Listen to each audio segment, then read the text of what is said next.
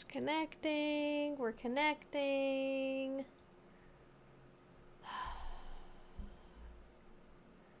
Waiting. I think it's still a black screen for some reason, because why not? Can you guys see me? Oh, there I am. Perfect. Hi, everyone. How are you? Oh, I have a little thing on my monitor. There we go. There we go. Okay, it took like a solid minute to connect for some reason. I don't know why, but we're here. We're live. And that's what counts. So, hello everyone. She is the queen of the hill. I have not moved the blanket fort since I set it up for her, and now she's like, she's loving it. She's like, heck yeah, that's gonna be my blanket tower forever. I'm not allowed to move it ever again. Yes. Yeah, I know. That's yours now, huh? It's so cozy. Very funny. She's like, her dog bed is in there too, and she kind of like dug a mound out around the bed so she's currently licking the bed because that's how her brain works. Do people call it biscuits when dogs do it? I feel like that's like a cat term. She does look upon us from her majestic tower of 5 different blankets. Sacrificed all of the good blankets in the house to make it. She is a baby. It's true. Well, how are you all doing? I know last time I feel like we had like a bit of a ramble, so I want to make sure that we have lots of time this week for questions. There's sort of a few... I'm like, my chair is like stuck. Ugh. Okay, there we go. I really need to get like one of those like desk, like chair, like mat things, but hasn't been a top priority for me. But how's everyone doing? What's going on? I want to make sure we have lots of time for questions, so I'm going to try to not dilly-dally. There is a couple of current events that have been going on that I think are probably worth talking about. So I decided at the last minute that like obviously I need to like film this as soon as possible. So I've been working for the last 2 days on a video about Libs of TikTok doxing a BDSM event. And the video that I made is kind of going over like who Libs of TikTok is, what happened, why this is dangerous, and moving forward from that event. But I thought it might also be worth it to have a conversation where we talk about like the future of BDSM events and staying safe and like how to handle this on a personal and community level when this happens, because that video isn't really based on advice for like, you know, what to do if your BDSM event gets blasted by one of the biggest conservative accounts on all of social media that has a direct line of communication to the likes of Ben Shapiro, Donald Trump, you know, all of those people who can make the lives of members of our community very, very difficult. So yeah, she's going after kinksters now. So to sort of, not to spoil the video too much, I will just say briefly here, essentially what had happened is on Tuesday, yeah, I think it was on Tuesday or Wednesday, Libs of TikTok posted about a BDSM party that is, I'm not going to name any of the venues or anything, but it's on the East Coast. It's in a major city, and there is an LGBT center, obviously, that operates in this large city, and a BDSM event uses their community center space for a kink event. This apparently was gravely offensive to Libs of TikTok and a great many other people, and the reason why this was such a big deal is the community center it's in need of repair. It's not, you know, it's not like it's falling apart and leaking, but it's an older building, not very energy efficient, could use some renovations, be more cost effective, have some more daylight, maybe more parking, I don't know. They had some plans on their website of like what they were planning to do with the space to renovate it, but essentially make it more spacious, more modern, update things, you know, make it more livable for the long term. And they had they had funding that they were seeking in the millions of dollars range from various levels of government, and there was about $1 million that was up for grabs, basically, that actually John Fetterman had wanted to earmark for this particular LGBT plus community center. And then Libs of TikTok posted about it, and the same day it happened, that $1 million in funding went away.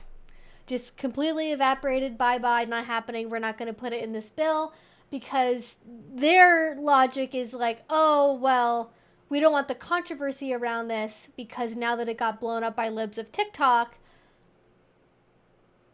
if that location is still in the bill, we're going to have to fight for everything to get funding. So it's easier just to cut the controversial thing and not have to fight about all the rest to get it to go through, was, I think, the logic, which is semi-defensible, only in that you have to ignore the fact that it's absolute insanity that a random Twitter account that is ran by some random person that is not in government, is not an elected official, not any of that, if they raise a fuss about something, they can dictate where millions of dollars of government money goes if they decide they don't like something, and if they, to my mind, disingenuously represent what's happening there. Because they made it sound like the LGBT plus center was running the BDSM parties themselves, and that's not how it works. And if you're in the BDSM community, depending where you live, like how this stuff operates is like very local, especially United States, because we all have, like, our cities and counties all have different laws about this stuff. But it's very, very common for BDSM dungeons to, rather than being a standalone thing where it's like, it's a dungeon, it's always a dungeon, day and night, never anything else, it's much more common that a dungeon is actually renting a space from somewhere else, like a yoga studio or a gallery or like the back room of somewhere, and they host a party there, during the off hours, after the regular business is closed. They come in, they help bring in maybe a little bit of extra revenue for the business operating the space, and then they pay for, the utilities for the hours they're operating, and then they pay like a fee for actually renting the space. Like, that's not actually in any way affiliated, other than, hey, you can use our back room if you pay us $50 an hour and then pay for the utilities. Like, there's not any actual relationship outside of that. And this is a very, very common arrangement for a lot of BDSM venues, which obviously makes it very problematic that now we're having somebody go after that angle, because holy shit, was it effective. I don't know if Libs of TikTok has had ever had as an effective first at bat as what she just had. Like, she did it once. She went after the kink community one time, for home run, funding gone for this community center. So I am confident that because her bad behavior got rewarded, we are going to be seeing more things like this. If you live in an area where your BDSM venue, or maybe a munch, or a kinky discussion group, or anything like that is happening in affiliation with an LGBT plus resource center, or a club, or a community center, you be aware that Libs of TikTok could have her eyeballs on you. And I think she noticed this one because it was part of a government spending package. But I imagine, especially with how she generally tends to operate, because the person who runs Libs of TikTok is a known quantity. Her name is, I think it's Chacha, I think it's Chacha Raichu. I'm going to call her Raichu. That's actually a great pseudonym for her. I'm gonna call her Raichu. It's an insult to Pokemon, but I'll deal with it. Yeah, anyone who controls public opinion controls votes. Anyone who controls votes controls government. Little to do with BDSM or LGBTQ plus, or even cis heaven else. Yeah. I mean, I'm not saying that it's like, it's disturbing to have it happen on that level, like, so quickly, where I guess people are so afraid of her ability to, corral people different directions. I'm worried about the BDSM community, because our communities don't really have a lot of money in them. There's a reason why we don't have standalone BDSM dungeons. Well, one reason is because the commercial owners of most property that do get rented out to be full-time 24/7 dungeons oftentimes those end up getting sold to more valuable projects, right? Oh, you've got this like piddly little dungeon who's paying you, only a couple grand every month. Well, a big developer wants to buy your plot of land so that way they can turn it into a high-rise apartment or a parking lot for the high-rise they're building across the street or down the road or, next door in the next lot, whatever. And that happens a lot. Like, it's especially in bigger, more populous cities, it's very difficult because real estate is at a premium, as, it generally is in most places, but especially in like larger growing cities, it is. And so you get things that just get snapped up out of nowhere. So you have a lot of venues that are actually operating sort of on like the goodwill of owners of other properties that are like okay with them renting a space, or people who are having private parties in their own homes. Like, we don't pay presenters to teach at conventions, that's completely the opposite of most hobby groups. Like, I found out recently that at sort of the big conventions, or like PAX and, all the different Comic Cons, Emerald City Comic Con, Sakura-con, things like that. A lot of those places, like, they pay big money to have actors from TV shows, even like the side actors, like the tertiary characters, get paid good money to come in and do panels or Q&A or sign autographs at these things. We don't even pay the people who are like the backbone of conferences to attend. The most you can generally hope for from a successful conference, like other than maybe like a DomCon or something where it's more professional oriented, it's more of a business expo thing. You can maybe get hotel, ticket, and maybe plane travel comped if you're a big enough name. But otherwise, you're paying your own way. You're paying for your own meals. If you have another job, you got to pay for time off work to travel. If you're in the sort of opportunity cost sense of like you're giving up a vacation day or PTO or whatever to be able to, go to this event and teach for free. Maybe not as much of an upfront cost to go, but you're sort of at a net, you're at a zero, right? Except for if you have to pay for, babysitters, nannies, pet sitters, house sitters, somebody to water the plants, all of that if you're going to a convention regularly.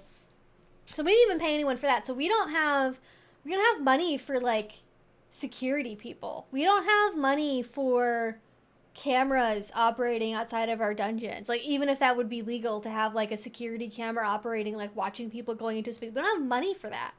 And that's really concerning to me, knowing that this is something that Libs of TikTok has done. No, Libs of TikTok is back on Twitter and is stronger than ever. Yeah, she's definitely made a lot of money out of this. Mm-hmm.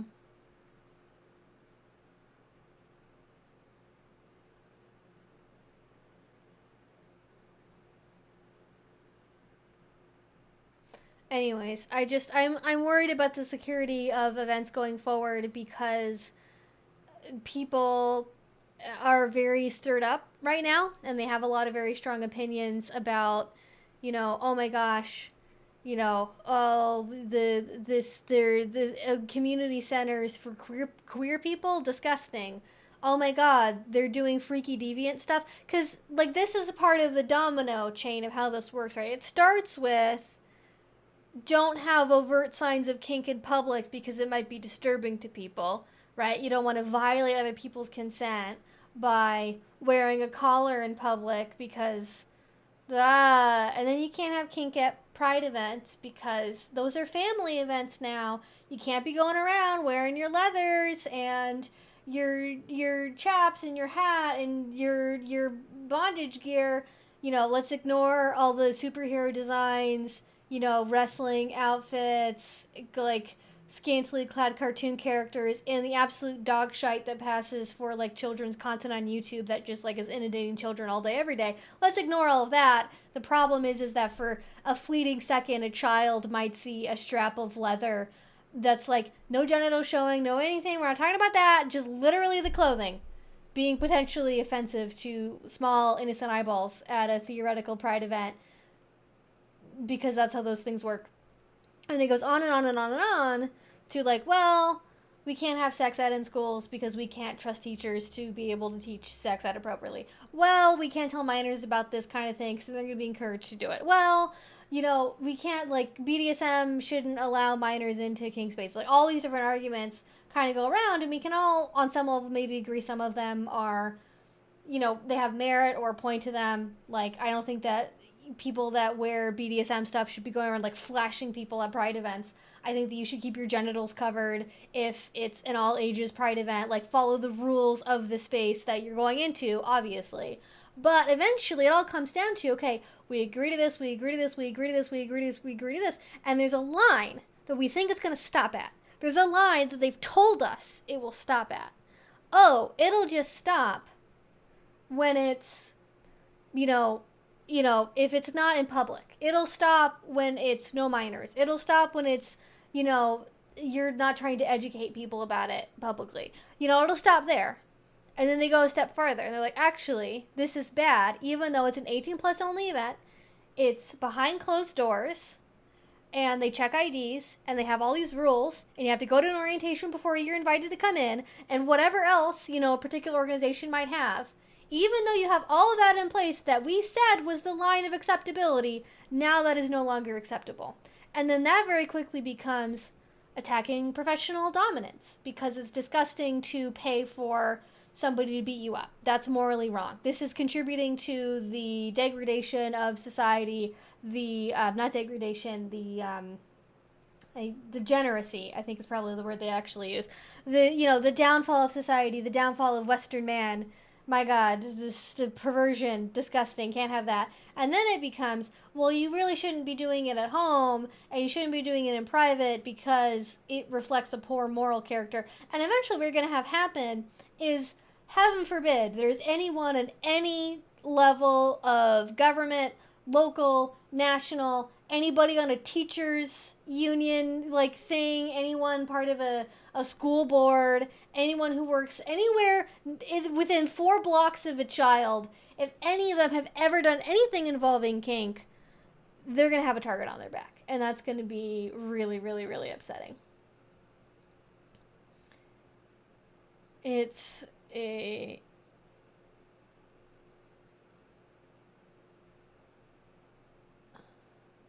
Yeah, for trans people, it was all banned transition for minors, and now it's all ages banned on HRT and social transition. That's why you have to be so careful. You have to kind of be able to figure out what their actual end game plan is. Because, yeah, I think if what we're talking about is like, okay, minors shouldn't have body parts permanently removed. Unless it's for, like, complete medical necessity, right? Like, if somebody needs to have like a kidney removed because they've got whatever. I don't know why you need to have a kidney removed as a child. But that, like, okay, sure. We can maybe agree to that. But then it quickly becomes, well, 18 is still too young. The age should be 25. Well, that's still young. It should actually be 30. Well, actually, surgery is never going to be okay. But, maybe hormones are fine. And then, like, it goes on and on and on until, like, suddenly nothing is okay. And the only way you can really predict where it ends is if you understand the underlying ideology. Not what they say they want, but what their actions dictate they want. This is always the thing, right? You got to look at actions over words. Both interpersonally, intrapersonally, in society at large, always look at what the larger message is. For some people, they do really think, okay, we should just stop at 18. But a lot of people, if you understand their underlying ideology, there's always more they're going to want to take. Because their real problem is they think that anything that's not heterosexual, vanilla intercourse with the lights on, when you're in your clean part of the month, for the purposes of procreation, that is the only time you're allowed to have any kind of sex. And if there's any kind of deviancy, anormality, if it's outside of wedlock, and what's really interesting about this is oftentimes they're, especially for kink stuff, it's framed as being implicitly sexual, even when it has absolutely nothing to do with sex whatsoever.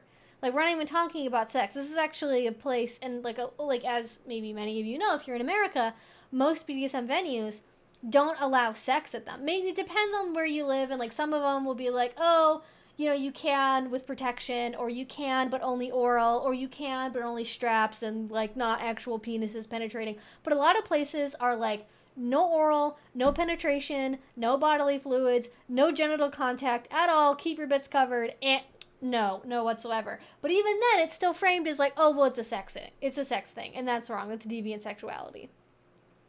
Yeah.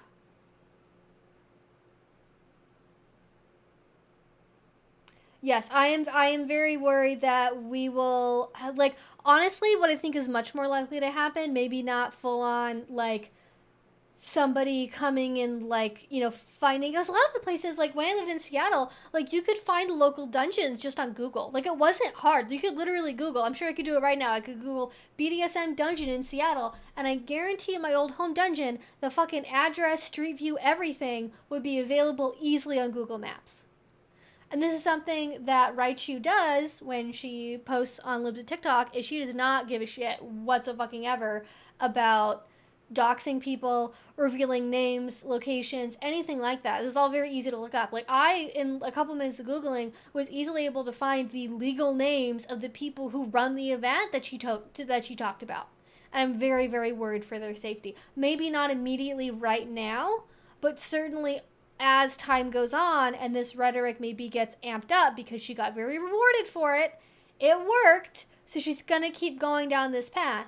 She's gonna keep going this direction because all of this is connected. All of this is about removing, and I feel like I'm talking like a conspiracy theorist, but this is legitimately how I feel about it. Is it's a broad, sweeping thing across the board of removing anything that is not strictly in line with very conservative relational precepts of what they think life has to look like in order to be moral and good, right? So, like, no queer people, no trans people, no kinky people, no polyamory, no no premarital sex, no anal, no oral. Like, you know, it's going to become very, very, very narrow because this is how this kind of political thinking tends to work, and it's very scary to see it on the whole. But I think what is maybe more likely to happen is not just, you know, a fascist coming by or like a conservative person coming by and like picking fights outside of their local BDSM venue they found on Google, because we've been able to be sort of quasi-public for a long time in terms of like, yeah, you could find places like, you know, dungeons in Seattle, LA, New York, you can find on Google. But now I think we're going to have to be a little bit more curtailed in our advertising, which sucks. I imagine the next step, and I'm not trying to give anyone any ideas, but I imagine the next step is going to be somebody trying to like undercover record a convention or probably like Folsom Street Fair, honestly. I think because we've always had, well, maybe not always, but more or less since the beginning, we have had counter protesters show up to Folsom Street Fair. Because, you know, they can go in, it's a public street, we can't technically stop them. And I imagine that somebody's going to do some like on the ground gonzo journalism, blah, blah, blah, like trying to like expose the deviancy at Folsom Street Fair. Even though Folsom, and this is kind of something that's confusing about Folsom. So Folsom, for people who don't know, Folsom Street Fair, held every year, long time tradition, big outdoor BDSM community event, kind of like capstone of the kinky summer season thing. It's, you know, depending on what time of day you're there, there's vendors, there is open drinking, there's other things going on, is public play, people dress in all different levels of nudity. You see lots of things, including public kink done, but it's cordoned off. The streets are basically closed to like car traffic, and you can come in on foot. But because it is a public road, they very, very, very, very, very, very, very, very, very highly discourage you from bringing pets, children, etc. to the event. Over the years, though, it has attracted a lot of tourists, and you can tell when you go there. I feel like I say tourists weird. Tourists. Tourists. I feel like I just say it like it has only a U in it. Is that like an American accent thing? I don't know where I picked that up from. I have like a little bit, I have like weird little bits of like, I pronounce this word like I'm from this region thing from like moving around a lot as a kid, and I'm like, where is the tourist part? Where's that one come from? Yeah.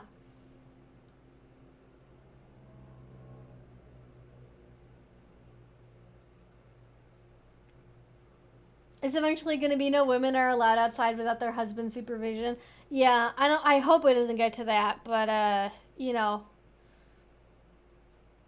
Mhm. I am very scared. So anyways, I think somebody's probably because we've had people who like counter protest Folsom for a long time, and people openly take photos. You can't like it's not most BDSM venues are very strict about like no recording devices, no phone, no video camera. If you come in and you're a fucking cop or you have a recording device on you, we have the right to remove your well maybe not for cops, but like for regular people, we have the right to take your devices and destroy them or destroy the photo and video of like or audio recordings on them that you have. Like that is something that we take pretty serious, yeah.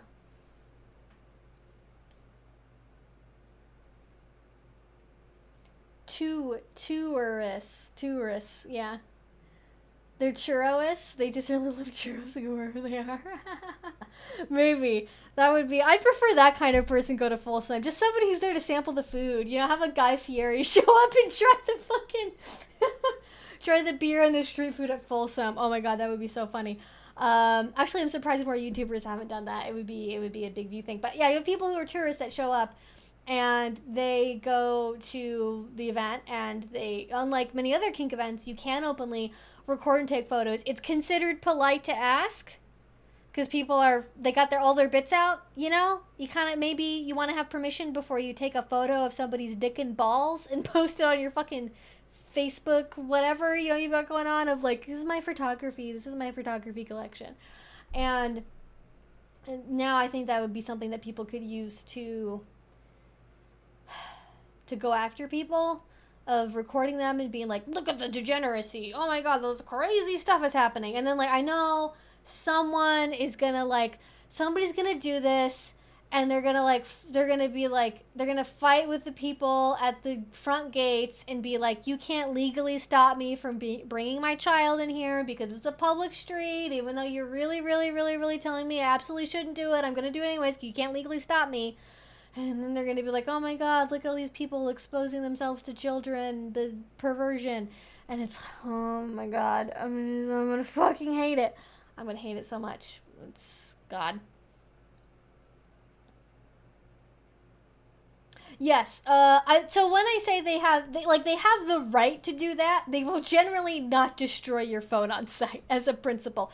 Usually what they will do, especially because people, you know, the habit at modern social events is you're in a new place, you get tired, you get bored, you get uncomfortable, you just pull out your phone and go, oh, I'm just checking my text messages, I'm just checking my email, blah blah blah, and like they'll come over and they'll tap you on the shoulder and be like, hey, you're new here, put your phone away, put your phone away. You get like one gentle warning, you get a second warning that's like more stern where it's like, all right, come talk to us, you know, name and shame, and then after that it's like, hey, you're not respecting the rules, we gotta ask you to leave.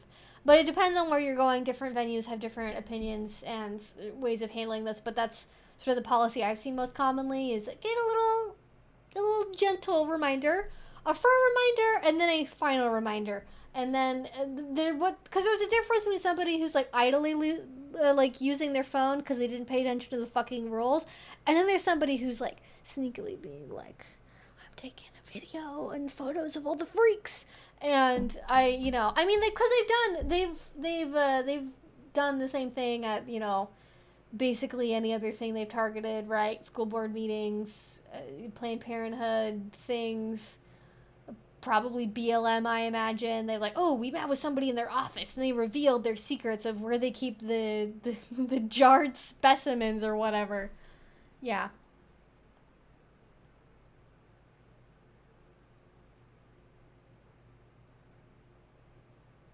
I think the way you just said is the most common, just someone saying, hey, put your phone away. I do think that there does need to be an escalation of seriousness, because if you normalize it and you treat it like it's not a big deal, then more people are more likely to be like, oh, I can just get away with having my phone out sometimes.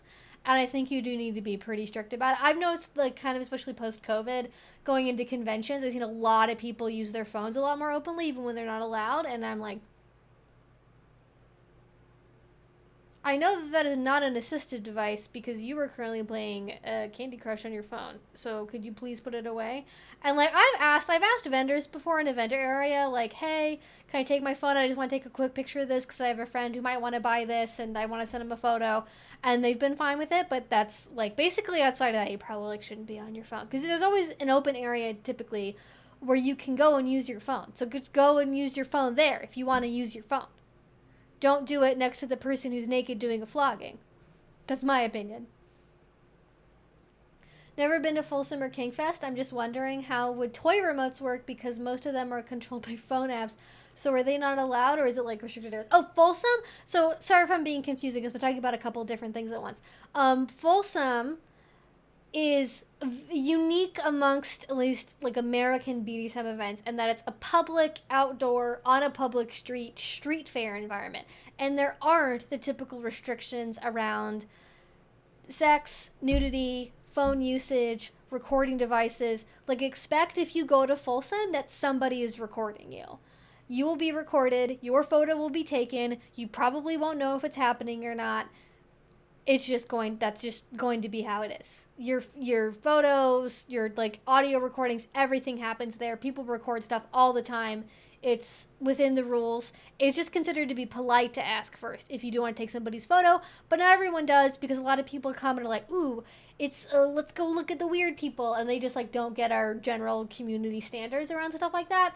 Most venues, most conventions, most dungeons have pretty strict rules about recording devices, cameras, phones, which are functionally also cameras in most areas, but most places have a separate area like a locker area or maybe if there's like an outdoor spot where people smoke or something, you have a spot where you can get to a phone because, you know, venues understand you got to check on the babysitter. You want to look at your, you know, your dog camera and make sure your dog's okay. That's what I do, you know.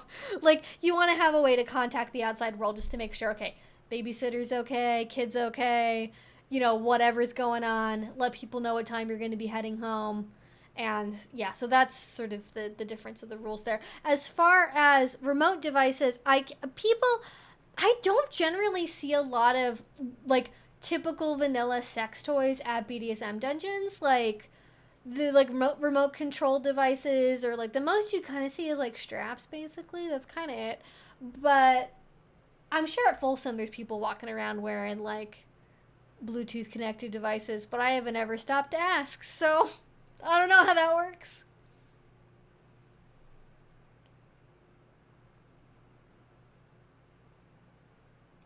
At my old high school years ago, you would get your phone taken or escorted out of our theater during an event. Never mind if you at a venue for kink events, there were escalating warnings there too. Yeah, my high school was super strict with phones, and I'm glad that they were because I think it's only gotten worse over time. And they had a very like, you couldn't have it out when you were in the school building during school hours. Like you could have it like there was if you were there really really early, like if your parents dropped you off at like the crack of dawn at 6:30, you could use your phone until probably like 7, I think, and then after school let out. I think it was like 15 minutes before, like earlier than 15 minutes or like 20 minutes before school started, and then later than like 15 minutes after school ended on school property, like within the doors. If you were outside after or before school hours, you could use your phone. But anywhere inside the school, during class, during lunch, between classes, anything like that, no phone. Sorry, no phone, not allowed, not happening. It would get removed. You would get in trouble. It would be a huge deal. You would be publicly, ritually embarrassed. I don't know, maybe that part happened, but it was a big no-no. I saw kids get written up for like in-school suspensions for having their phones like once too many times. Mm-hmm. My elementary school was super strict with phones. Cell phones weren't even around enough for my elementary schools to even like make a comment about that. I'm like, oh yeah, I guess like 6-year-olds do probably have like phones now. Oh, I don't know if I like that. I don't know if that's like a good idea.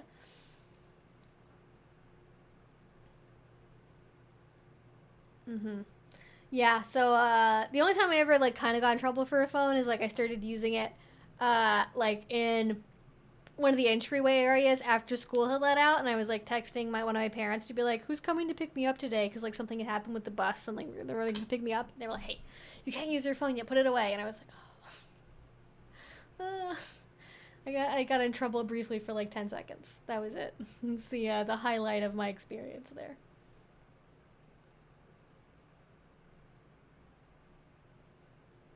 That's true, I guess. Yeah, if you need to do two-factor login to your like Google Chromebook or whatever it is they have people doing schoolwork on, I guess that makes sense.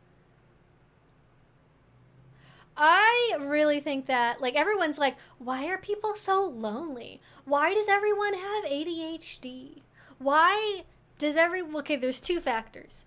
There's all the things you're like, why aren't the kids having sex? Why aren't they doing the drugs? Why aren't they drinking at school parties? Why aren't they having the parties anymore? Why are they so sad and anxious? It's because of these. It's because of these. I say as I use one every single day for my job. I'm not going to say it's everything. I think probably another component of that is I think we live in a time that's does not seem very stable and does not seem to have a lot of positive forward momentum for most people in society. And so there's that, but I think also when you're constantly having access to like comparison to other people and like a digital environment 24/7, and it's also being used in schools, like it's going to be rough. Like I do not want to know what it does to a preteen and middle school psyche to have TikTok be a thing. Because when I was in middle school, like Facebook was a thing, and like MySpace was definitely a thing, but it was something that older kids did. Like we didn't, at least in maybe 8th graders would have like MySpace, but people didn't really have that when I was in school. Like some people did, but it wasn't very common, and so we definitely had a little bit of isolation from, we went on the websites to play like flash games and do that, but like we didn't have like a social media presence, and I think that's really messing with people. And it's sad because I think phones and technology are really positive in a lot of ways. Like obviously I use it for a job. I think it's great for education, but it has a lot of negatives too. And I think people are scrambling to be like, the reason why teenage boys aren't having sex is because the girls have too high of a standard these days, and that's bad and wrong. And it's like, is that what it is? Or is it something else going on?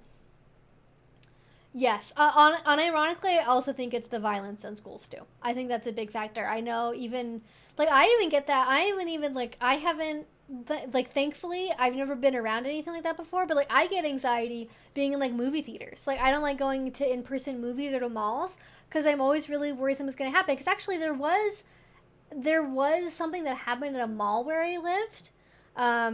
And that's like the closest I've experienced to that. But this is something that's like relatively recently developed in the last like couple years. But I don't even like going to there too because it's just like I don't feel safe either. Yeah.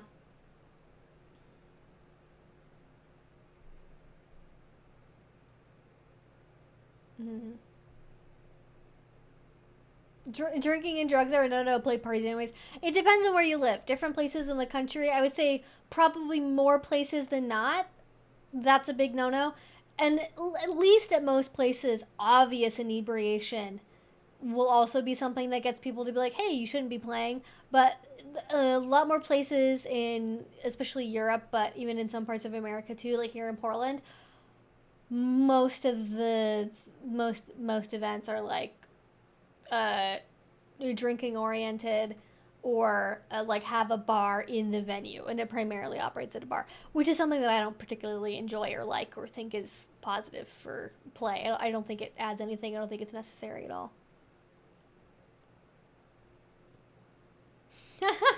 I'm actually hoping the flip phone trend becomes massive and causes TikTok to collapse. I hope so too. That would be funny.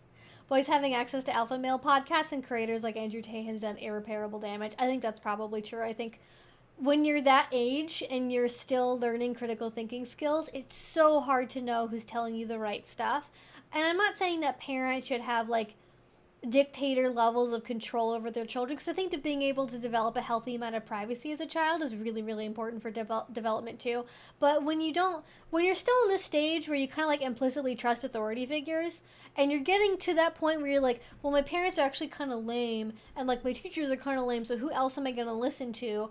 It used to be maybe people would glom onto like sports stars or, movie stars or things like that, and now we have access to these people's opinions 24/7, and they don't really have enough information to really question Andrew Tate's or somebody like him, in his version of the world.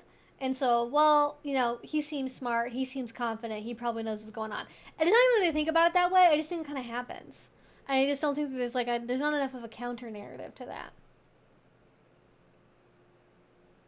I'm not really sure what the solution is. I remember when we were in school, I don't know where else did this, but when I was in elementary school, I think maybe when I was in 5th grade, they had us write letters to the high school seniors that were going to prom. They had us handwrite letters, like asking the seniors to please not drink and drive.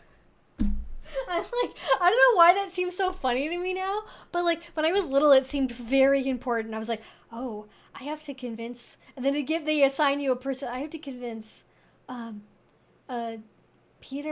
Peter McThompson. I have to convince him not to drink and drive at prom. So they have you write this letter of like trying to ask these like 18-year-olds not drink and drive, just like pulling on their heartstrings. I don't know how effective of a campaign that was, but like trying to imagine that working in like the opposite direction of like older people, like college students, asking like elementary schoolers, like 5th graders, to like please not listen to Andrew Tate because he's a dumbass. But like I don't know if that would work.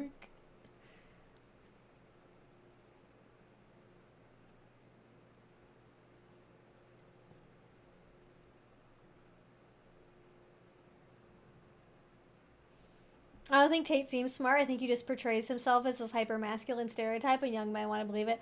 I think it depends. Like, smart can mean so many different things. I think he definitely presents himself as somebody who is, like, smart in, like, a business way. Like, you know how, like, people who are good at running businesses and, like, oh, I got an MBA and I own a chain of local tire stores, and they talk about how they did it. Like, to some people, that is a kind of intelligence. Like, it's smart to be able to be good at business and manage money and have a successful empire of tire-based outlets or whatever.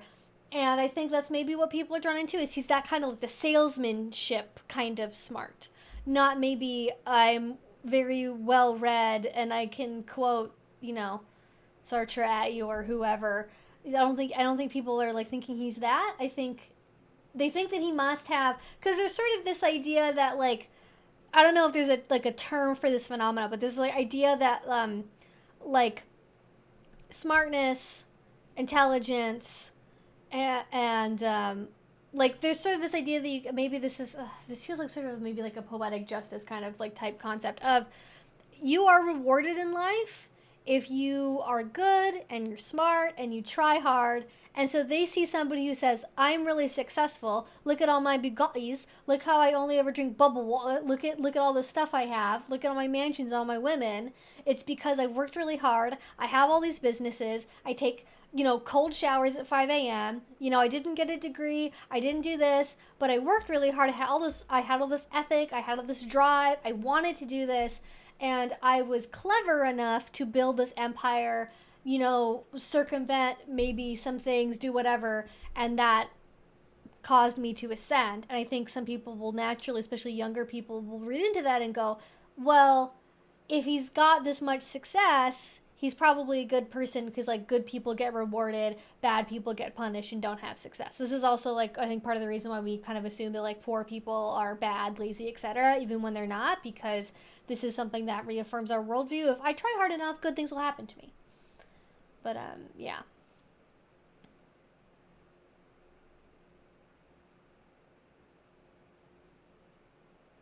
I wonder if the people who you wrote to never got a letter and it was just a way to get you trying to write thoughtfully. I don't think it was that. It was a big enough program at the school, and they also had us pick out, like, they gave us specific kids. Like, it was like, here's their picture, here's, they go to the local high school, you know, this is what sports they play or whatever. Like, it was very detailed. They had us do plenty of other writing exercises. It was definitely also timed around like when prom was. But maybe it was like writing a letter to Santa, but like more specific. Just another spoiler alert: letters to Santa don't go to Santa Claus. But yeah.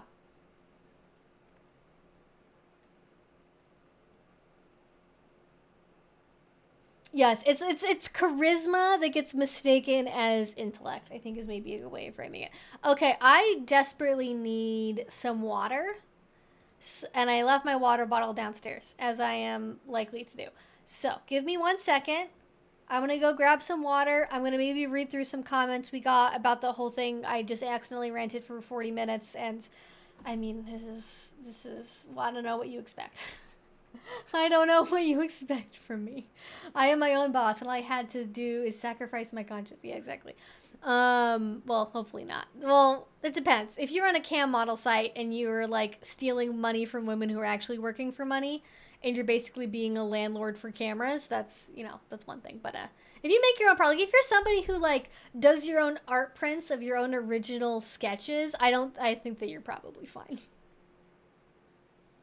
It is very Protestant work ethic. Sort of a little bit of like wealth doctrine, a little bit of that too, or like was it wealth, like prosperity doctrine, whatever that the thing where it's like, oh, if you give money to the church, you're gonna get more money, and if you do good deeds, you're gonna get more money, and like God's gonna reward you for how good you are with more money, it's like that kind of thing. Okay, water break, very quickly.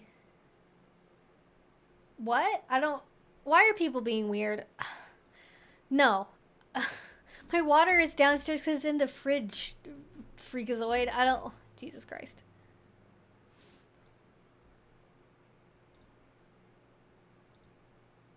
Take a break. All right. Prosperity gospel. Thank you. I don't know why I thought it was doctrine, but there's probably something else that's similar to that.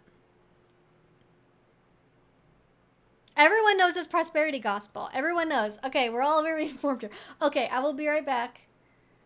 I will leave. I will turn my camera off, and I will full screen the dog while I'm gone. How about that?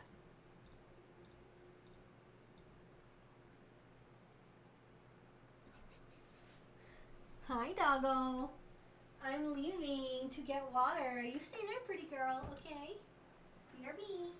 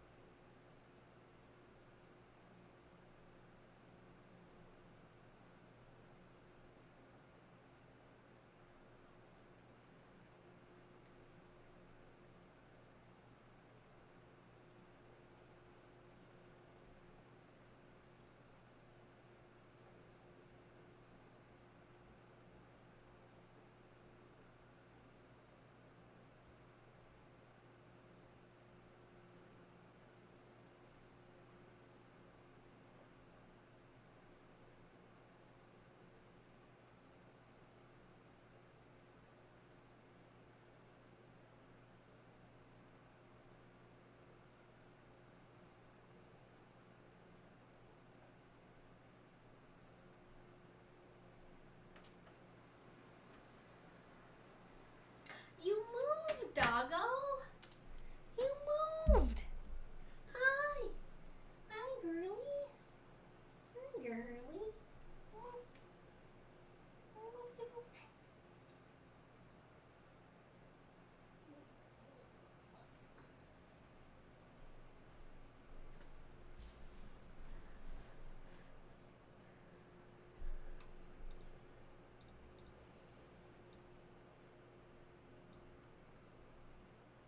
Ta-da! I'm back. Ta-da! I'm back.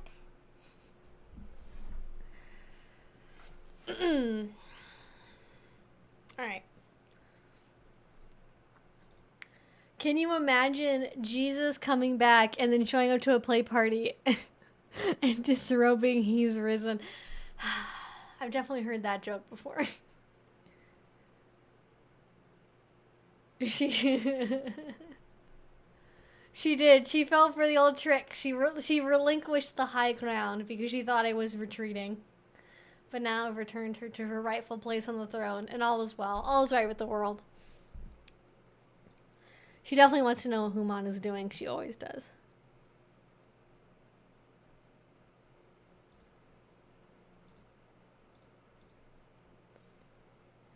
All is right with the world.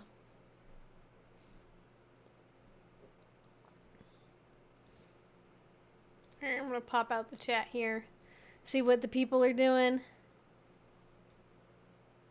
The floofiness has returned, truly. Oh my god, I like can't see what is going on YouTube. I cannot see like any of the old chat history. Okay, wait. I'm going way back up now. Okay, if you guys asked a question, please re-ask it because I definitely have lost it. Chat was going too fast for me.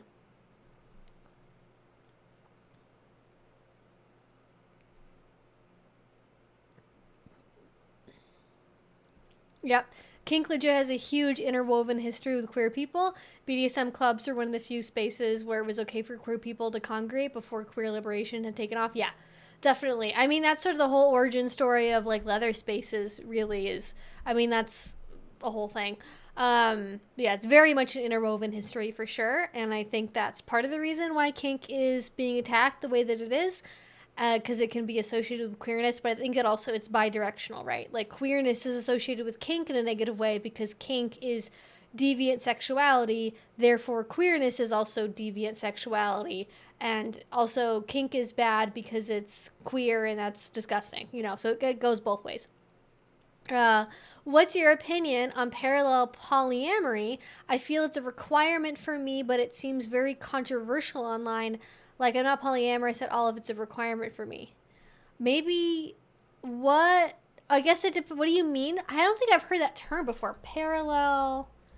Let me make sure I know what I'm talking about. Parallel polyamory. What does that mean? Oh, it's the opposite of kitchen table polyamory. That's definitely very popular. I don't give a shit about kitchen table polyamory. Everyone do their own stuff. I don't necessarily want to be involved. It's when you run your relationships as separate entities. If you're dating Bob, Cindy, and Lay, there's no expectation that Bob and Cindy have any particular connection, or that Cindy and Lay have any connection, or that Bob and Lay have any connection. Yeah. Okay. I can see why people maybe would be turned off as having it be a requirement that partners are siloed from each other, because that can seem kind of controlling, and I imagine that some people will get the sense of like, oh, initially that maybe comes across like a red flag because like, why don't you want me to know anything about your other partners or be involved at all? I would say my style of polyamory is much more like parallel polyamory. Like, I know my partner's partners, and like maybe occasionally we go to an event together, or, you know, somebody comes over for dinner and, you know, we, you know, do things like that, but it's not a regular thing. And I think kitchen table is a really good aspiration for a lot of people, because the idea of like kitchen table polyamory is like everyone does everything as like a communal, well, maybe not everything, but like things are generally done more communally, interconnectedly. There's a lot more interconnections, like interconnectedness, like in the polycule between different people, not necessarily in like a dating way, but like you're more involved in each other's lives on a more regular basis.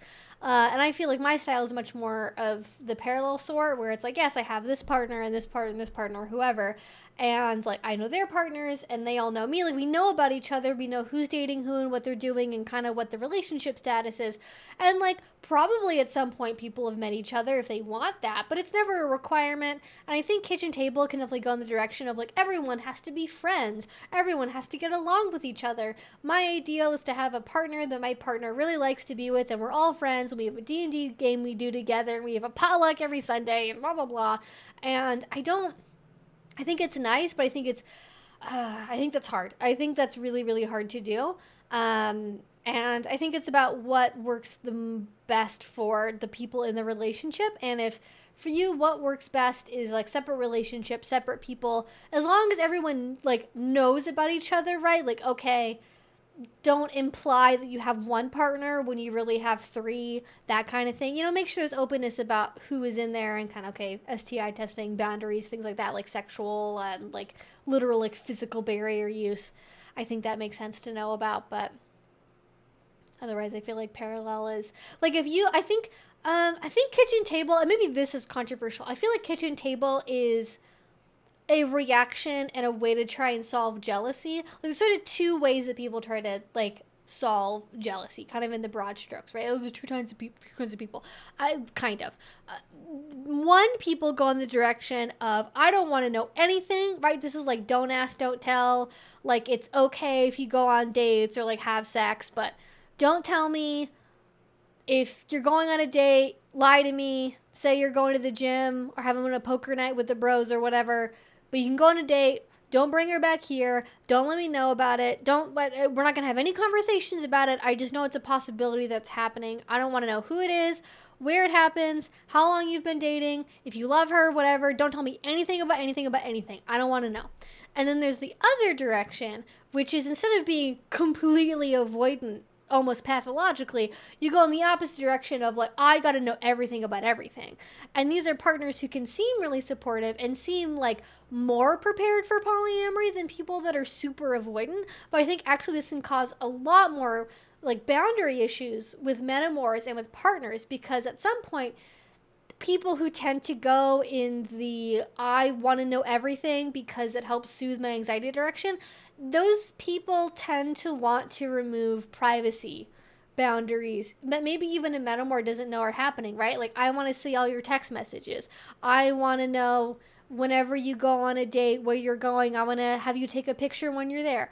I want to know about every single time you have sex and exactly what it's like. I want everyone to know each other as soon as possible. I want to do everything as a group. And they really rush towards being very involved in each other's lives in a way that can quickly become, I think, unhealthy. But I think both are kind of ways of trying to deal with jealousy. But I think we've sort of decided maybe in polyamory that we think that over involvement and trying to erase privacy is more acceptable than complete avoidance. And I think that they each kind of have their own respective problems. I always felt like pursuing kitchen table poly is inherently unhealthy. If it happens organically, sure, that's fine, but otherwise you're trying to fit people in a box they may not be comfortable in. I think a lot of people discover that. I think it's in the timeline of the acceptable ways to approach polyamory. There's sort of unicorn hunting. I'm looking for a triad. I want to find a girl that both me and my boyfriend can date, and she'll love us both equally, and we'll sleep together 3 in a bed, and we'll do all of that, and we'll kiss 3 ways like this, you know, blah, blah, blah. We'll do all of that. You know, that's one ideal. And I think people very quickly get dispelled about that being a good idea because they try it and it's really, really hard. And maybe they have some success, but then maybe it doesn't work out. And people just are, they're cringe. They're cringe. And then be like, okay, well, we don't want to be cringe. So we're going to learn, we're going to do better. And then they go on to the kitchen table stuff. And because it's very acceptable, that seems like it's a lot better. But in a lot of ways, because it's about, at least to a more extreme extent, the more extreme version of it, you are removing like boundaries between partners and maybe getting into like pressuring people to not have privacy. And I think kind of having this ideal of like, we're all going to sit at a big table and we're all going to get along and talk about everything together and always make decisions as a group. That's going to like that almost always leads to problems in some way, shape, or form. Yeah. You want to track the move of everybody you're with who has time for that? I mean, yeah, like, people get very involved. Like, people want to know, like, they want to be like, and whenever you go on a date, you need to text me every 2 hours. And I want to see pictures. And they want to know everything about who this new person is. And they want a debrief of every date you go on. And it's like, oh, okay. There's a happy medium. There's a big range of happy medium between the two extremes. And I think that kitchen table poly can organically grow. But yeah, I do privately roll my eyes a bit if I'm on a dating profile and somebody says like, I'm intentionally pursuing kitchen table polyamory. I'm instantly like, we're not going to be compatible, because I think there's sort of there's a sort of language that some people will use when they talk about polyamory, where it's very like, I'm developing a conscious, intentional space for me, and they have a kind of like the breathy yoga voice you were talking about, where it's like, we're intentionally building a conscious community, and we're all gonna grow organic vegetables together, and we're gonna all live together and like raise our kids communally, and it's gonna be, it's like, we tried this already in the 60s. It's called a commune. It doesn't work. We've tried this before. American brains not set up for this. But now it's the new woker, more reasonable version of a commune, I suppose. Typically, though, just as many psychedelics involved. I worry that metamors, especially spouses and nesting partners, won't like me, so having them feel forced to be friendly with me would make me even more anxious about that. Yes, I feel the same way. I feel like pressuring anyone to have a certain relationship tends to backfire, because it's like, oh, I have to like her? Like, I have to like them? Like, it's like, no, you just have whatever relationship you want to have. I think a lot of people, especially for people who are really into partnered sex, group sex, threesomes, there can be a lot of pressure from that partner to be like, hey, do you get along? Are you attracted to them? Do you want to date them too? Do you want to date them with me? Do you want to hook up with them with me? Like, it's like,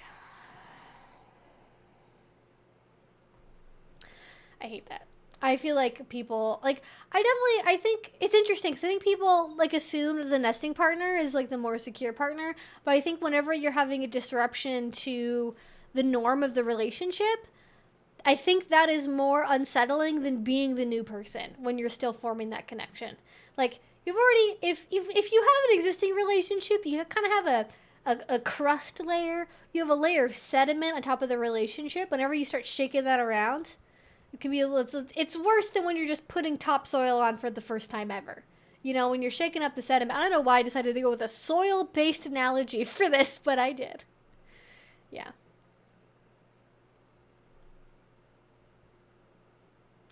Do you want a Burning Man cult? Because it's how you get a Burning Man cult. Exactly. There's a lot of Burning Man folks in the scene, for sure. A lot of that. Not that that's like bad necessarily, but it's, it is in fact, point of order, cringe. It's a lot of drama. I just feel like having no pressure for people to interact is fine. Like, if I think people legitimately would like each other, I do try to create scenarios where, like, I can invite more than one person to go with me somewhere, or, like, do an event together, because I'm like, hey, like, you guys overlap here, you have these interests, like, I think you guys would get along because of your personalities. Like, I will have circumstances where I do want people to meet for other reasons, but I never ever want to be like, all right, and now Keith, like, no. Yep.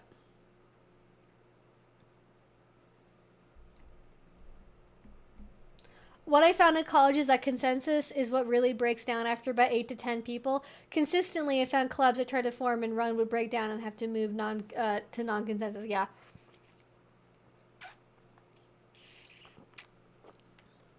It's really hard to get people to agree on stuff.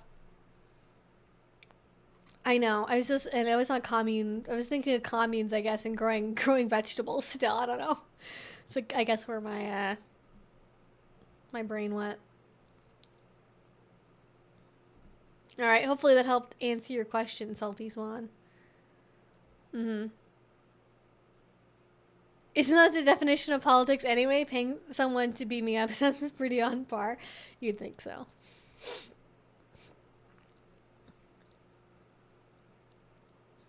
I'm finally able to resolve my trauma enough to go to a munch, fit right in, get properly vetted, invited to a play party. Finally going to my first play party tomorrow. You bring this up. I'm very sorry, Hazel. I do not mean to ruin your experience. Hopefully, I would say caution. But you are pretty much probably going to be okay, unless you are in Pennsylvania. If you are in Pennsylvania, maybe be a little bit worried. But if you're not in that exact state, you're probably fine. But it's always good to be cautious. you know, especially because a lot of BDSM venues are in more like older industrial parts of town. It's always good to have your wits about you, especially if you're going to be in a city. Like, I remember the first time I went to a play party in Seattle, I drove there myself, and I was driving back at night, and it was like early evening. I mean, it was, well, I guess, I don't know, for like play party standards, it was probably like midnight, 1 a.m. It wasn't like 4 a.m. or anything. And I was driving back, and I got like 2 blocks away from the venue, and I'm gonna assume that the people that I saw were homeless, but I don't actually know. But they were having a full-on fist fight on top of a car. Like one guy had like pinned the other guy up on like the top of the car, was just like wailing on him, and then like a police car went by, and it was like, and I was like, okay, like, and I had gone by myself. I didn't have any friends with me or anything, so that like kind of shook me up a little bit. And ever since then, I've always been very aware of like, what are my surroundings, like who am I around, going with other people, just because, you know, you never know what's going on, especially downtown at night. You want to have your especially you know, if you're a woman and you're dressed up kind of fancy and you got heels on and a big bag and you're walking a couple blocks to a parking lot, you want to make sure you know, keep eyes out and know what's going on. Have your ocular pat down at the ready, I guess. But other than that, kind of the usual stuff of just being aware of your surroundings. I don't really think we have anything at this exact moment in time to be overly worried about. I think we should be pretty worried about like very, very large publicly known events that already have notoriety, like Folsom. And, you know, I'm going to keep an eye on Libs and TikTok as long as they're around. Just whenever they talk about a venue, I'll probably make some kind of response to it just to counter the narrative, because certainly there's spin that is happening at the very least, if I could be as charitable as possible.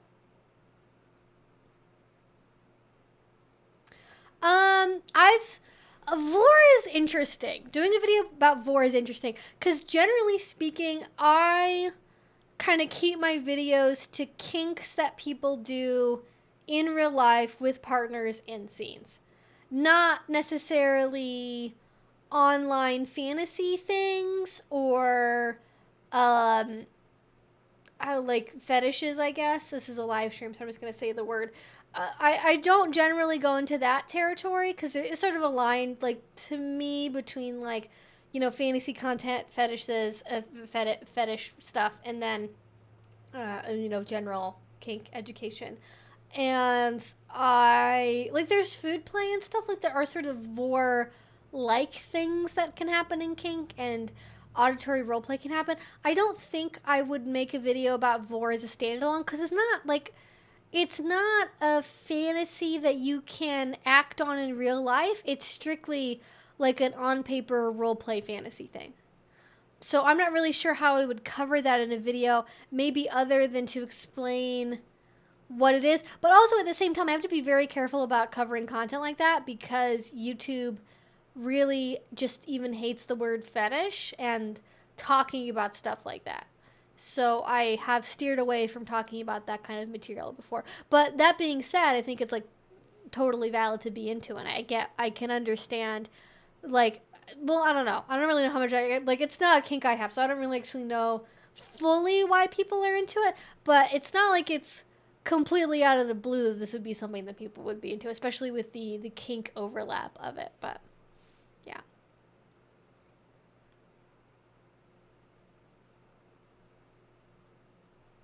Vor isn't real, it can't hurt you. Yeah, just like horses, exactly. How do you explain pony play, though, if horses aren't real?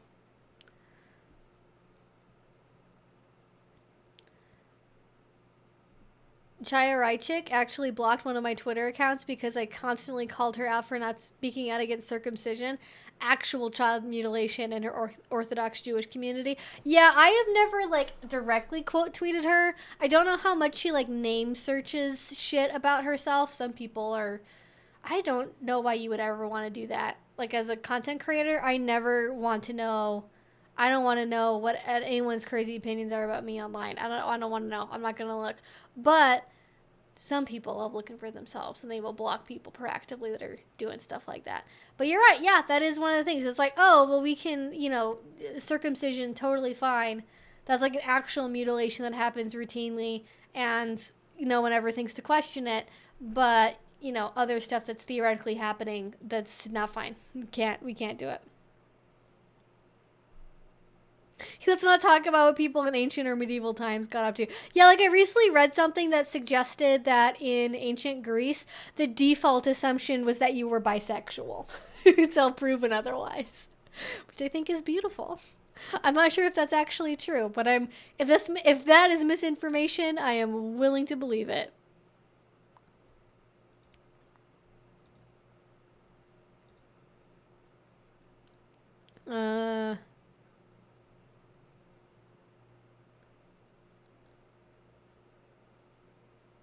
I mean, yeah, I think it is pretty gray. I think it is. Most of this is like a pretty gray area. Ooh, Angela, great question. What are the best ways to bring up previous trauma or flashbacks with a partner with them feeling like it's, I'm assuming what you mean is with them not feeling like it's their fault at all. I think it's always better to talk about it outside of the scenario happening. Ideally before any flashbacks or trauma triggers ever come up. Because then they absolutely will always know that it's not their fault because, well, nothing's happened yet. You can't like that and can't do anything. But oftentimes this isn't something that people think to proactively bring up, or maybe you're not to that level of trust yet, and so you don't talk about it yet until something happens.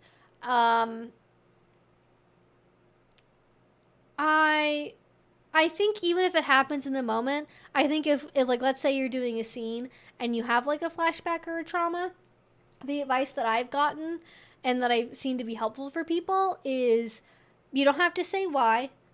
You can just always say, red, need to stop, give me some space, kind of, I guess it depends on how verbal you can be. It depends on who you are, but just like say red, say you want to end the scene.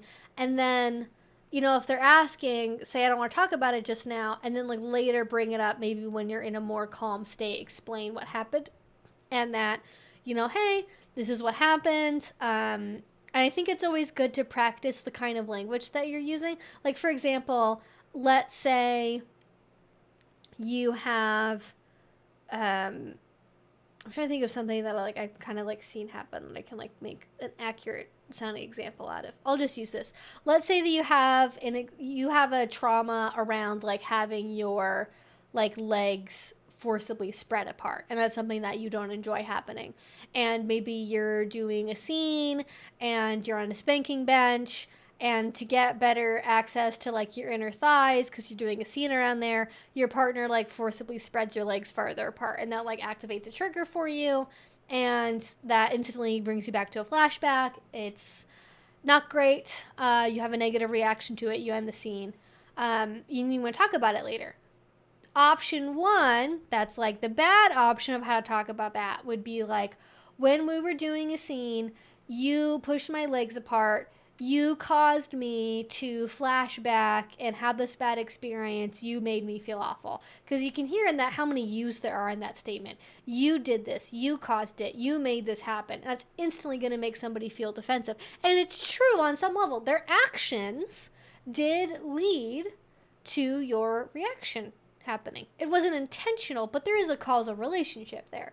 However, you can phrase that in a way that is still true, while also being less likely to make somebody get defensive or feel like it's their fault in a way that is disproportionate to what's actually going on. So like maybe a better way of talking about that would be, hey, I want to talk about the scene that we had last week. I know I had to say red. I just want to reassure you up front. I'm not blaming you. I don't think it's your fault. I am somebody who has a trauma around this particular thing. And I just had a flashback when this thing happened during the scene. And I think going forward, we should avoid doing that. Like kind of, you're talking about what happened. You're establishing what you want to see happen next, how to avoid the trigger, reassuring them that you're not blaming them. It's kind of the formula I'm following along with here. We just say, I think in the future we should avoid doing that kind of movement. If you need me to make that kind of movement, you can instead ask me to spread my legs verbally, and then I can tell you whether or not that's something that I can do, and then that helps me feel more in control and empowered. I think that should avoid any issues going forward. So you're reassuring them, you're saying what happened, you're not blaming them, you're not making blaming you statements, right? You're talking about the actions you want to see going forward, and hopefully they should be able to receive that. Some people, though, their brains are real slippery, and they love feeling like it's their fault. Their brains are like, oh, no, we're going to take responsibility. We're going to make it our fault, even if it's actually not our fault, because we love feeling like we're actually the problem. So some people will hear that, and they will still think, you're being nice about it, but actually, really, you do think it's my fault. And if you're getting the sense from them that they're still interpreting it as like you blaming them, and oh no, they're so bad, they're awful, you should never ever play with me again, I'm the worst play partner ever. You go, hey, I hear that you're having your own response to this. I understand. I really need you to believe me that I'm not blaming you. This is not your fault. This doesn't change the way that I feel about you. I still want to play with you. I just want to make sure that we can both have a better time going forward. And I mean, at some point, like this is like a repeated pattern of behavior where like when you try to communicate with them, they instantly go, oh, I'm the big bad guy. I'm the worst. I'm terrible. You hate me. I know it. La la la. Like if they get into that frame of mind, eventually you kind of got to like kind of splash a bucket of cold water on them and be like, hey, stop making this about you. Don't do that, please. Don't clap in your partner's face. But like, you know, sort of like that, like, hey, what I'm hearing, this is a pattern we have in our conversations, is I try to explain what happened during a scene. I try to come up with something that I think will improve our scenes. And then even though I'm not blaming you, you're putting the blame on yourself. And I think that's not productive. We should practice not doing that in our conversations. I'm not blaming you.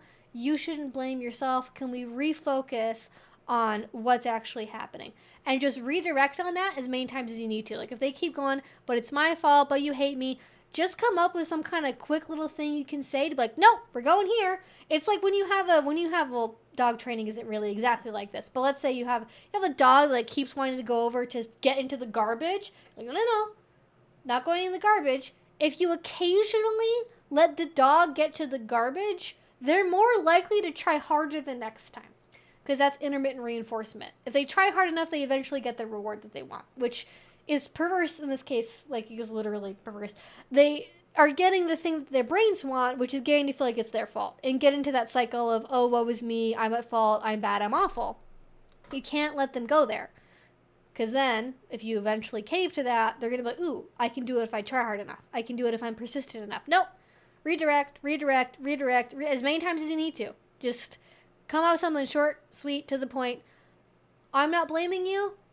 Let's talk about how to solve this for the future. Just repeat something like that over and over again whenever they try to go over to the woe is me part. And maybe later, separate time, after you have an action plan in place, then you can explore the like, okay, let's talk about this. You seem to feel a lot of blame whenever I have to end a scene or I say red or a safe word. And even when I'm saying it's not your fault, you still feel like it's your fault. So what is going on there?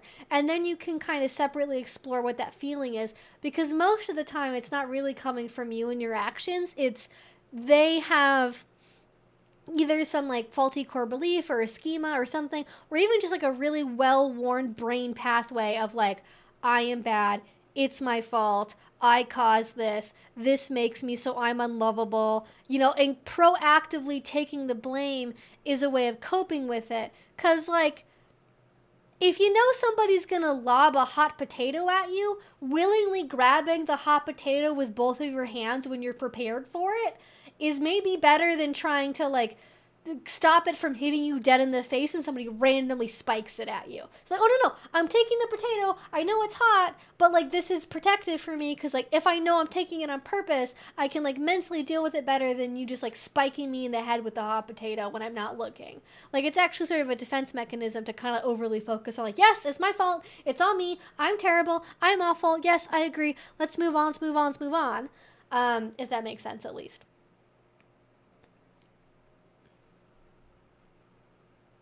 Can you not? I think if you have YouTube Premium, you can play the live stream in the background in like a pop-up window, or you should be able to at least. I do that all the time. Obviously not for my own streams, but for other streams I watch on the youtube.com. So that should be a feature available. Anyways, hopefully that gives you some stuff to work with, Angela. I'm sorry you're going through that. Trauma flashbacks and trauma triggers are definitely something that people deal with in the kink community more often than you might expect, but not every partner is equipped in a trauma-informed way to know how to deal with that, and hopefully now maybe you have some tools in your toolbox to hopefully come up with a way to deal with that if it does in fact come up again.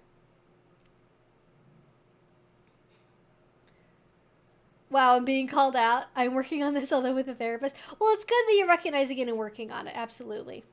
Because I think this is something that a lot of people do. I definitely have a tendency to do this myself. Especially when it's a repeated thing, where it's like, yes, I know I'm awful. Like, I've had to train myself to not instinctually just be like, I'm the worst at everything forever. Because, like, when you're the worst at everything forever, like, when you're deeply and fundamentally a failure, you can't be expected to do better. So you're just like, I'm just awful. That's how I am. I'm unchangeable. Nothing can ever be better. I don't have to try because trying just means more failure. Whereas when you acknowledge that it's a temporary thing that you're choosing to do over and over again, that gives an expectation that you can alter what you're doing. And that's way harder to do than just being like, I'm a failure. Leave me to die on my own. I deserve nothing. So the defeatism is also like a way to cope with the overwhelming feeling of like all the shit you might have to change. Yeah.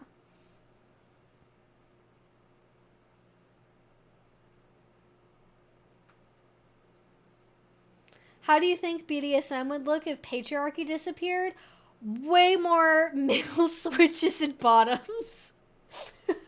I think there is, even if we lived, okay, isn't there like a Star Trek episode where there's like a genderless society where like they force everyone to basically be a gender or whatever, and then like choosing a gender is considered the deviant thing? This is like probably a terrible analogy. I don't really even know I brought that up. Where was I going with that? What connection was I about to make with that? I guess it's really just to say there's always going to be, no matter what the societal norm is, there will always be a deviance from it. And I think eventually, let's say tomorrow, 10 years from now, whenever, we've done it, we can go on the big boat and have the victory sign on the side of the ship, right? We can declare victory over patriarchy. If we solve it, I think we're always going to have people who are female or whatever gender that want to be submissive. We're always going to have men that want to be dominant. We're sorry. I think gender's here to stay. I don't think we're going to turn into a perfectly genderless society. I think some people really like gender and think it's a cool idea. So I think we're always going to have that, but I think there's going to be more acceptance of other forms of expression. I think that's going to lead to a lot more, especially for men. I think it's going to be a lot. It's like patriarchy like damages men. Patriarchy prevents men from exploring, I think, of things that they otherwise would really enjoy doing. Like, you don't have to be gay to suck a cock in the hole in the bathroom, okay? Like, you can just do it. I promise no one's going to tattle on you. But no, I do think really there's going to be maybe more acceptance of like male bisexuality, male switches, male submissives, and maybe some people eventually come to terms with that. I think there's going to be a lot more wide acceptance. I don't really know and obviously there's going to be way more acceptance of like, you know, people are not going to just fuck up other people's pronouns all the time, hopefully. But I think there's going to be more acceptance of other gender diverse humans and their various pronouns. And then I think for us women folk, I do not, and the femmes out there, I don't really know what's going to change for us. Maybe just feeling safer. I feel like men get freedom and women and the people who are often victimized by them will feel safer. And that's better. We don't have to maybe quite have our guard on as much for man who fundamentally believes that all women are subservient because they have ovaries and whatever else you know, that goes behind that logic. But I don't know.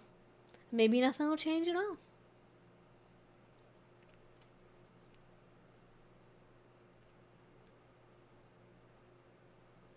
I also think that BDSM wouldn't be that different. The expressions of dominance and submission will always be there. Yeah, like, I don't think the fundamentals are really going to change.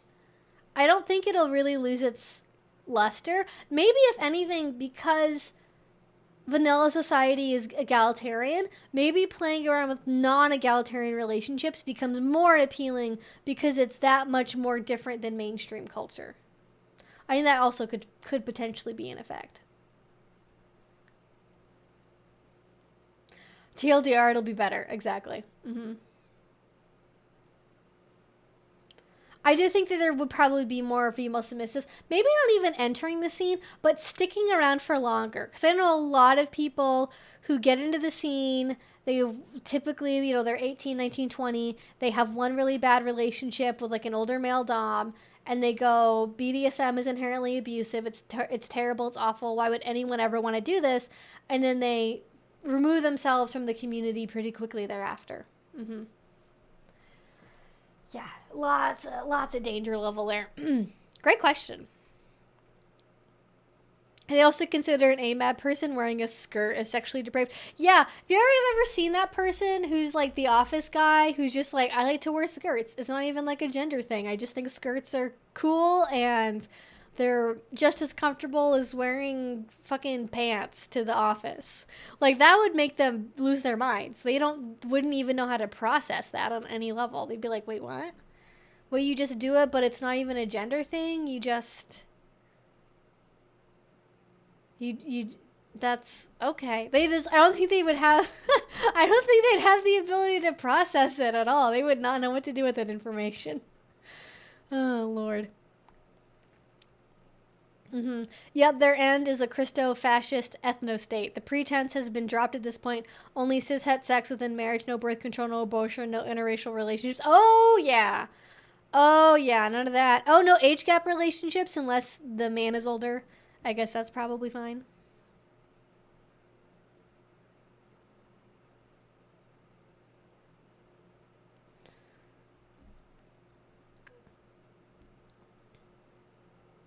They're going to come for the gays, the feminists, and eventually women who show too much ankle. Yeah, I think, honestly, this is, okay.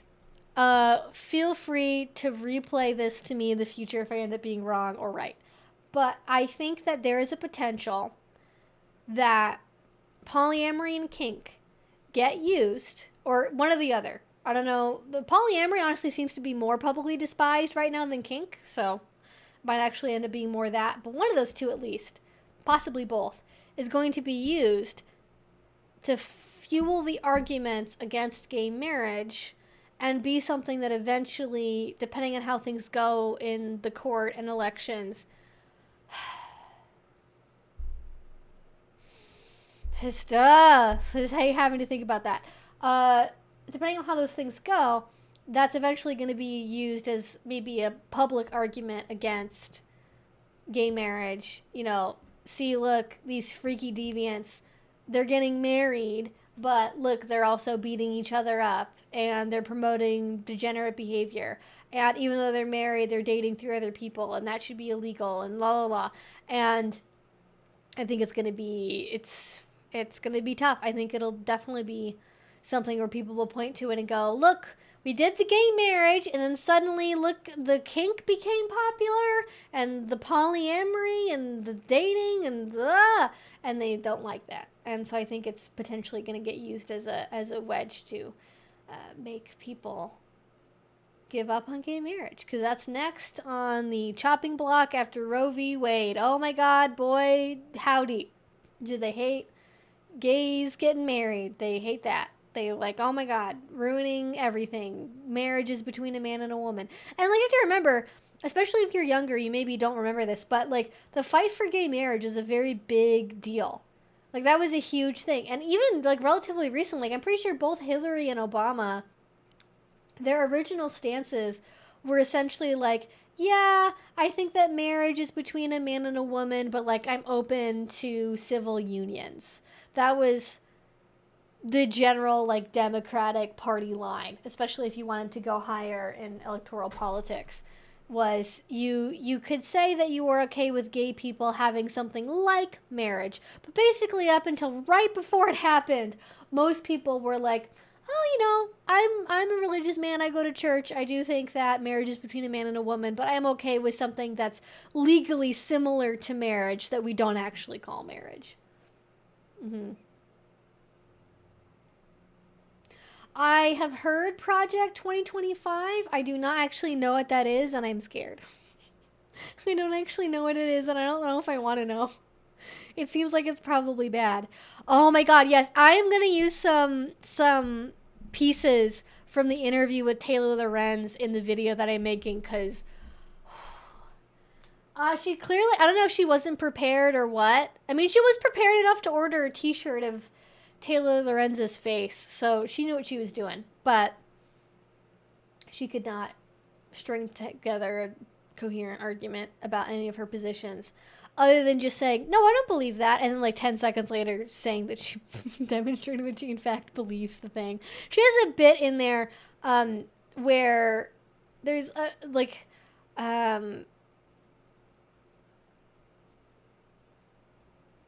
forget what it was. Anyways, I'm gonna put a couple clips in there in the video I'm working on. So yeah, that'll be a little spicy little meatball. Yeah, the repeal of DOMA was in like 2014. Yeah, it was like not that long ago. It's crazy.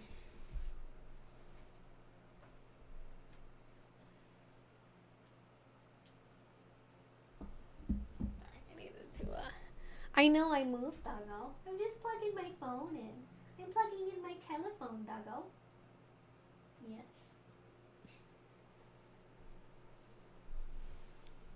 And not only that, they also get mad when people don't want to have sex at all. Yeah, no one gets more frustrated than a conservative looking at an asexual person and being like, you don't want to have sex with me? With anyone? That can't be right. You must be broken. Take medication. Fix yourself. Well, okay, they get way madder about other people in groups, but like they also definitely get mad about that too.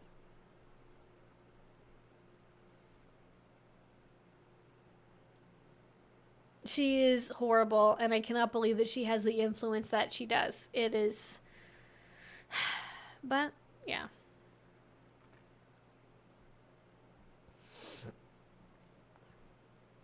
God, just so we need some conservative groiper filming people. Yeah.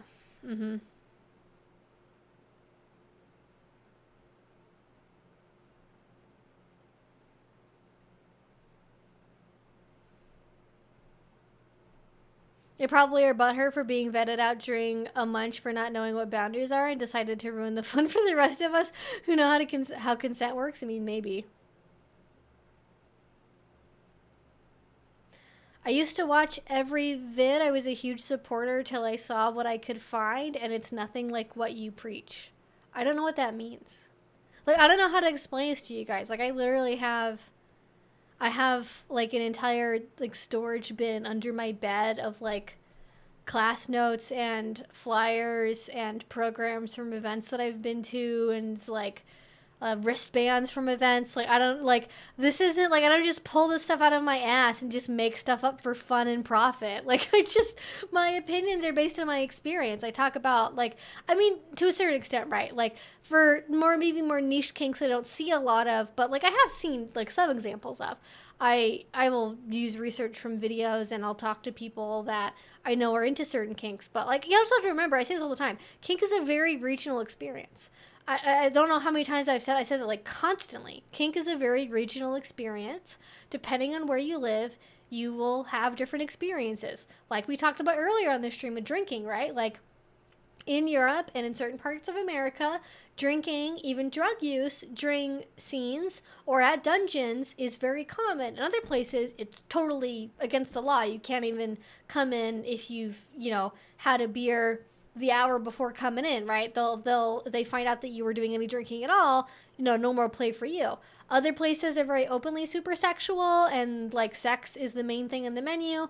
For other places, even having your genitals out, like having visible genitalia, is against the rules. So it's very individual, it's very regional, and I can't speak to everything anywhere, but otherwise I don't, like, I'm sorry that your local community is not necessarily reflected in my content, but I can't possibly speak to, every state, every country, every city even, because they're all so different.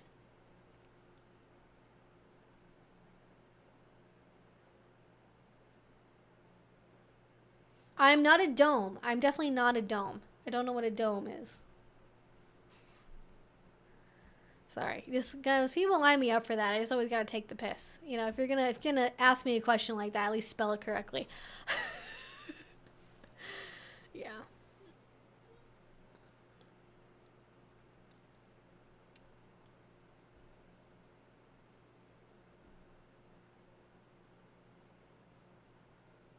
I don't realize what people don't realize. If you don't like it, don't participate in it.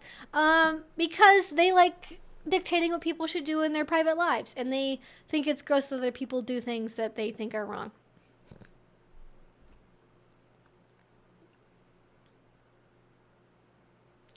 I do not imagine that there will be anyone at Kinkfest, partly because of the event space and like where they run Kinkfest, but also it's pretty similar. I mean, it's always good to be prepared for anything, but I haven't heard anything that would make me concerned. Given we do have the Proud Boys around this part of the country, so maybe. But I think other things they're worrying about. Portland being the hellscape of the liberal insanity that it is, or whatever they'd say. So they probably use way more slurs than that if they were privately talking amongst themselves about the problems of Portland. But they got bigger fish to fry, I think, most of the time, versus a convention with about 5 things between you and getting into the event space, most commonly and most deliberately having a ticket.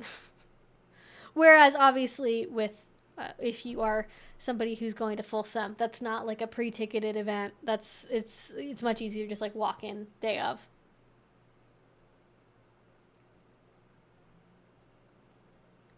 You say you are a buckyball? What's a buckyball? Is that like a buckeye? Is that like the delicious peanut butter treat? It's a form of carbon, completely different. A carbon composed cluster of 60 carbon atoms bonded together in a polyhedral or many-sided structure composed of pentagons and hexagons, like the surface of a soccer ball. Oh, okay, yeah. I love it. Yeah, that's exactly what I am. Thank you. Perfect. Thank you for giving me the language I needed to be able to describe myself. uh...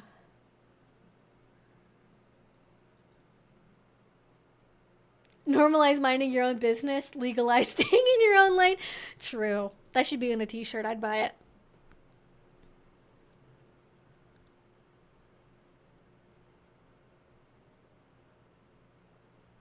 I'm sorry, it's okay, no problem at all, but this stream is Friday to Friday becoming more and more US centered, so I've become bored and frustrated. I liked more of the questions in general chats. I mean, like, I don't know what to tell you. I am trying to make time for questions too, but if I put in the title, a dungeon is getting like doxxed or whatever it is that I said, or targeted by conservatives, like, you kind of know what to expect. But I don't try to have it be US centered, but like, I can't ignore the fact that I live in the US, and if somebody is publicly doxing a BDSM event to millions of people online, like, I'm going to talk about it because I think people need to know about that. And frankly, if you're not in America, you should probably also be worried because this isn't an isolated incident to just America. This happens in other countries too. Maybe not to the same scale, but certainly people of similar ideologies that similarly hate people that are queer are coming up in a lot of different places, not just in America. But I don't know what to tell you. If something's a problem, I'm going to talk about it. I have opinions. I'm sorry if that bothers you. I don't try to make things America-centric, but also I live in America, and the politics and political happenings of America affect me and my community, and it is what it is.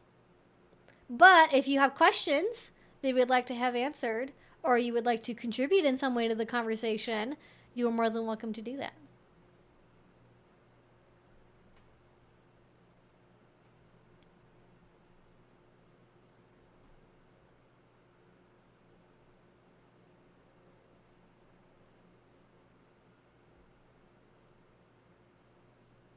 Global fascism has been on the rise, so I think it matters. Yeah.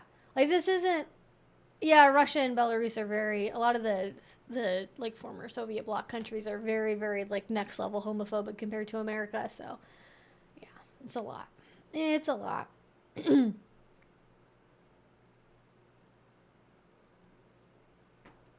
Yeah, like, Great Britain is in a lot of ways even worse off than we are. Like...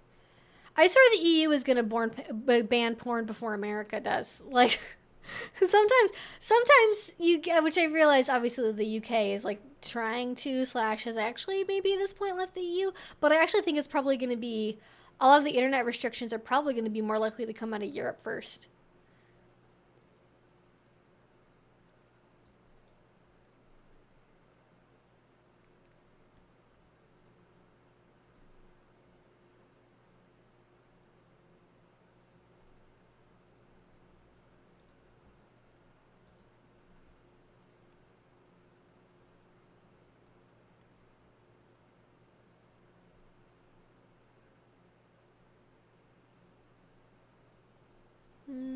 All right, I'm looking for questions. Okay, I also promise the next time we stream, as long as no one else gets doxxed or anything insane happens, I will just focus on questions. I will appease the 3 people who are mad at me for having political opinions on my own live stream. And just want me to only answer questions like I've been doing for, I don't know, how many years straight? 5 years straight of Q&As every single week? I don't, like, okay.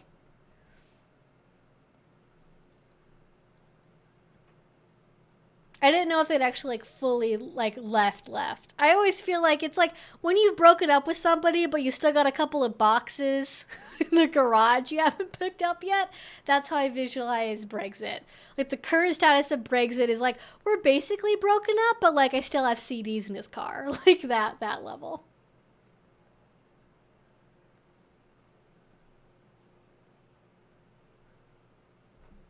And, like, now we have to, in order to get the CDs back, we have to go through an intermediary, like, friend of a friend to, like, negotiate a drop-off of the CD collection.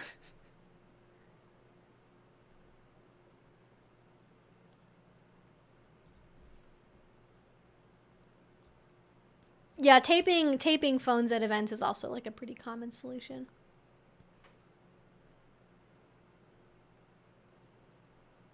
Well, the places don't even have any kind of security. I think that's definitely something that people should think about more. Like, I'm kind of shocked we don't have it already. I think maybe it's probably because, like, I wouldn't fucking trust a... Like, the way that we need to structure security, I think, is different because I don't think we can hire, like, a private security firm. Maybe for the external part of a building, maybe. But also a lot of kink people don't feel safe around, like, law enforcement or even security people. So it's hard to know how to do that in a way that would, like, be safe for the community. Because what you don't want to have happen is, like, you hire somebody and then, like, they end up, you know, making some kind of salacious report and getting the event shut down. So it's not easy. Not easy.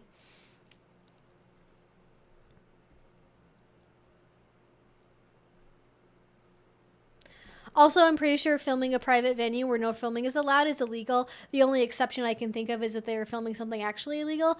I mean, I'm sure they would make that argument. They'd be like, "But I'm doing it because I'm a investigative reporter." Like, they would come up with some reason to leak it. I think kind of regardless of the consequences. So really, like, even if they did that, okay, they're gonna get banned from the space. Maybe go to civil court over it, get a fine, slap on the wrist. Shit, when you got, like, every conservative media person throwing money your way for having a video like that of, like, exposing the real truth of the perversion of the kink community. Like, I don't think they'd be worried about that at all. I don't think they'd be worried at all. What's ironic is Matt Walsh has made segments whining about ABDL, yet he sold basically an adult baby plush of himself and marketed it for parents to give to their kids. Yes, I remember that. I think he actually took down the baby plushes, though.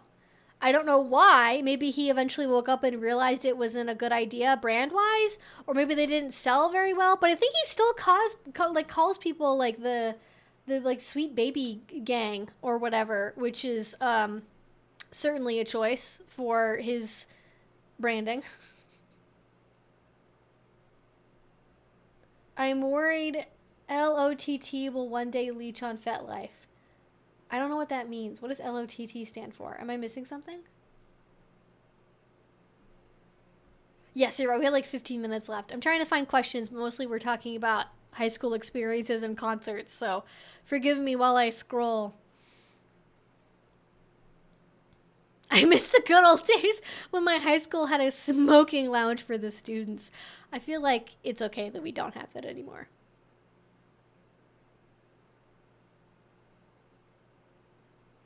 Yeah, you could have phones on you, you just couldn't be openly using them, which I think is an important distinction from like no phones physically on your person whatsoever. Participating in the system out of necessity doesn't mean you can't advocate for better. True.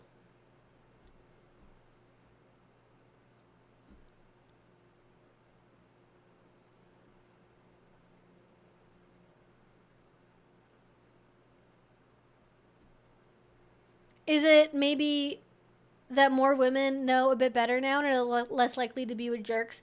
See, woke fishing, cons nugget late even less than before. They never were good at it. I've never heard of woke fishing before. I don't know what that means. Is it where somebody pretends to be liberal to like? Is it like when a man lies about being a feminist to like get pussy? Is that like? Is that what that means, or is that a different thing? I think also part of it is also like when I flippantly say it's the phones, I don't literally mean it's just the phones. I do think probably part of it is also women are going to school more. They are getting better jobs. They are being paid more. A lot of women are choosing to live with each other, like do other things, other ways of arranging their lives. And they realize they don't have to settle for the crappy guy they dated freshman year of college. They actually have time to figure out a better relationship. And they're focusing on maybe friendships, work advancement, and not just dating as like the be all end all of life. And I think a lot of people, especially now that we have so much more public stuff from, I don't know, for everything from, um, uh, I was gonna say, like reality television, celebrities, so many public divorces, so many custody battles. I think people are kind of maybe bitter or jaded towards relationships in a way. We're like, okay, we don't really actually need to get married and do all of this to, be able to have a happy life. And in fact, people that seem really happy oftentimes aren't. I think also a lot more people maybe saw their parents get divorced or go through a bad relationship deterioration and like all of that, and they don't want that for themselves and for their own life. But, who knows?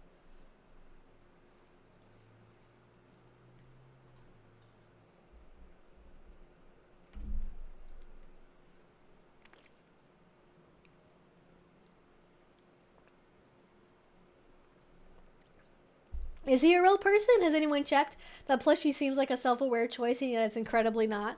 I, yeah, I don't know what goes on in his brain. To be honest, I don't think I really want to know. Yeah, it really depends on the country. In mine, Central Europe, most parties either have a bar at the venue or you can bring your own alcohol. There's some events with no drinking, but it's more the exception. Yes, that's exactly what I was talking about. I'm pretty sure I explicitly said that in Europe, like drinking is much more common because that's where it is much more common. In my admittedly limited experience, not in every single European country ever, it's much, much more common for events in Europe and the UK to have drinking at them. I think that's also possibly true in Australia. I'm not sure if it is in Canada. I think it probably depends on what part of Canada you're in. But in most places in Europe, it's like almost expected that you will be inebriated while playing, and that's like most people kind of get up their courage to play by maybe having a drink, and it's much more expected. So, yes, I'm pretty sure I specified that earlier.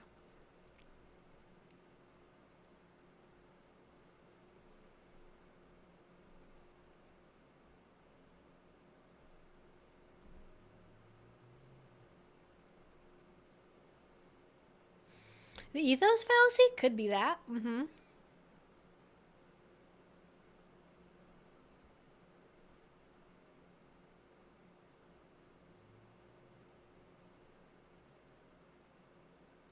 Do you find in the kink there is discrimination against child-free people in kink? Because I have found that personally interesting. I have never heard that before, and maybe it's because I'm mostly kind of in like TNG age group stuff. I don't think I've ever heard anyone like have an opinion that you should have kids. I think people kind of just don't care, or they don't really talk about it. I'm sure again it's all regional, all varies all over the place. I absolutely believe that there are probably places that are like, oh, you don't have kids, you don't want to get married. But around here in places I've lived in and gone to kink events at, I it's probably, if anything, people are like, how do you do kink with kids? Like I think people feel like they have to choose between like committed parenthood and like being part of the kink community because, especially as a woman, even not in the kink community, you oftentimes have to or are expected to give up outside hobbies for the sake of, you know, being an involved enough mother, whether that be not going to the munch, not going to your knitting group, not going to your yoga classes anymore, you know, or doing the mommy and me version of other things you used to do and not actually really having solo time. Or maybe like you do see like there are some workout groups and stuff like bar and Zumba, I think, that are like more maybe mom friendly that you do see more moms going to. But I have not seen that as like, I don't think there's like a widespread, like, I don't think there's like an opinion of the kink community, but I imagine there are some people in the kink community who are like, oh, why don't you want to have kids? But I think most people are like, why would I care about that?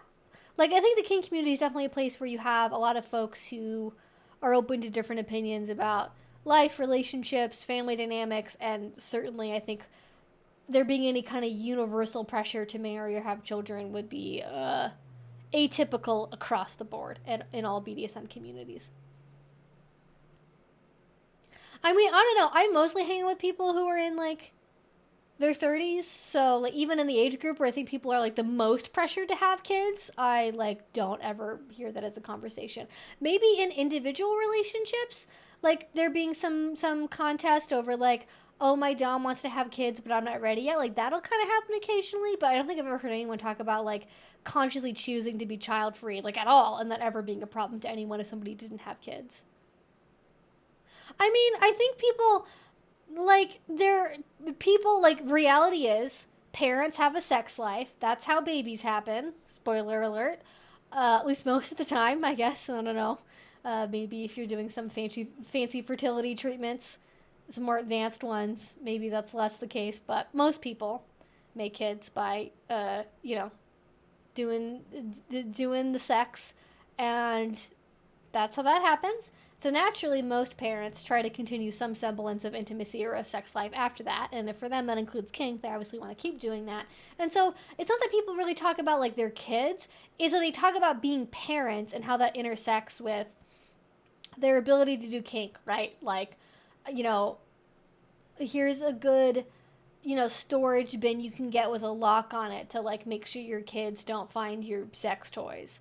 Or, you know, here's how we navigate making time for play, and like, you know, we get an Airbnb while the kids have a babysitter or whatever. We go get a hotel room or something. So like that's kind of the level of things. But I don't think I've ever heard, I don't know anything. I know people who have kids. I don't know anything about any of them other than like maybe kind of approximate age ranges. Like I can vaguely get a sense if the kids are like babies or like high school age, and then maybe a mix of somewhere in between, but it's not like the kids themselves are not a topic of discussion. It's like how to handle being a parent and not losing your identity, which I think is really true for anyone. Like I think that most people want to have that information. I also have people with adult children too. Yeah, that's definitely also a thing.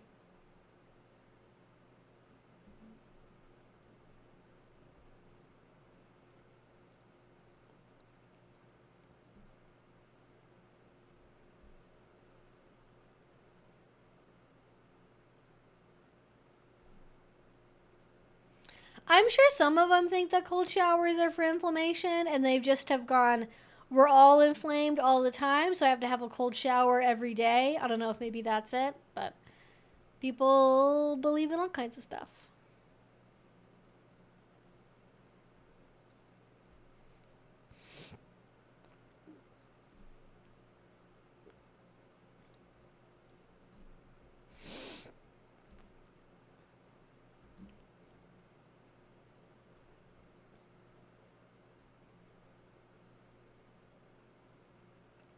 We all know babies come from stalks. Yeah, they grow like ears of corn. Yeah, you're right. Sorry for the misinformation. Babies actually come out of ears of corn in the fields, and you pick them. Where the birds and the bees are. It's mostly the MILF kink versus being a cougar, and that having had kids makes you more feminine and sexy, whereas IDK being a cougar is like second place type thing. That is like such a specific niche of kink stuff that I do not interact with, and so I didn't. I guess do people that like. I guess I didn't realize that people who have a MILF kink like legitimately want women that have actually like biologically had children. I thought the MILF thing was just for like women older than 25. I thought if you're older than 25, you're automatically a MILF. I guess maybe there's a difference when it's actually a kink that you have, but I did not have knowledge about that. That's interesting. I mean, to me that just sounds more like ageist, or like a way of coping with aging is like, oh, I achieved full womanhood, but to me that just sounds like bullshit. I don't know. That just sounds dumb as hell. I don't know. I don't know how else to say that. That just sounds like ridiculously like, why would you like make that a competition? I don't know. That seems like a very silly thing to argue about. I always thought I was just hot older lady. I don't know, it just seems very silly, people caring so much about that. Alright. Please don't spam the chat with questions. If you ask me the same question 50 times in a row, I will be upset. I will be very upsetty spaghetti.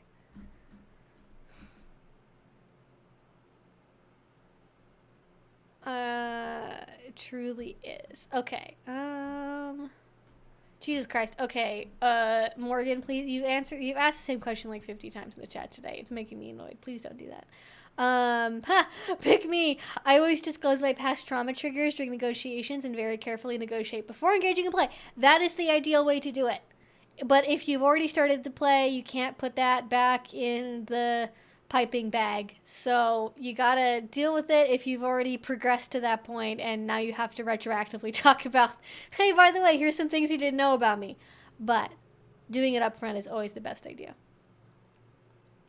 What advice do you have for a couple going to a play party for the first time? Not necessarily going to play, but socialize and possibly watch and learn. I mean, that kind of would be my advice, is to go but not plan to play. I would go, watch, get a sense of the vibe, socialize, meet people. I generally recommend, especially if you want to focus on the socializing part, going early. The later you go, the more play there will be, the more the vibe will already be kind of locked in. If you go earlier, it'll be easier to meet up with people, break into conversations before people have settled into their existing friend groups and stuff. So earlier is usually better. Be respectful and mindful of distance from scenes.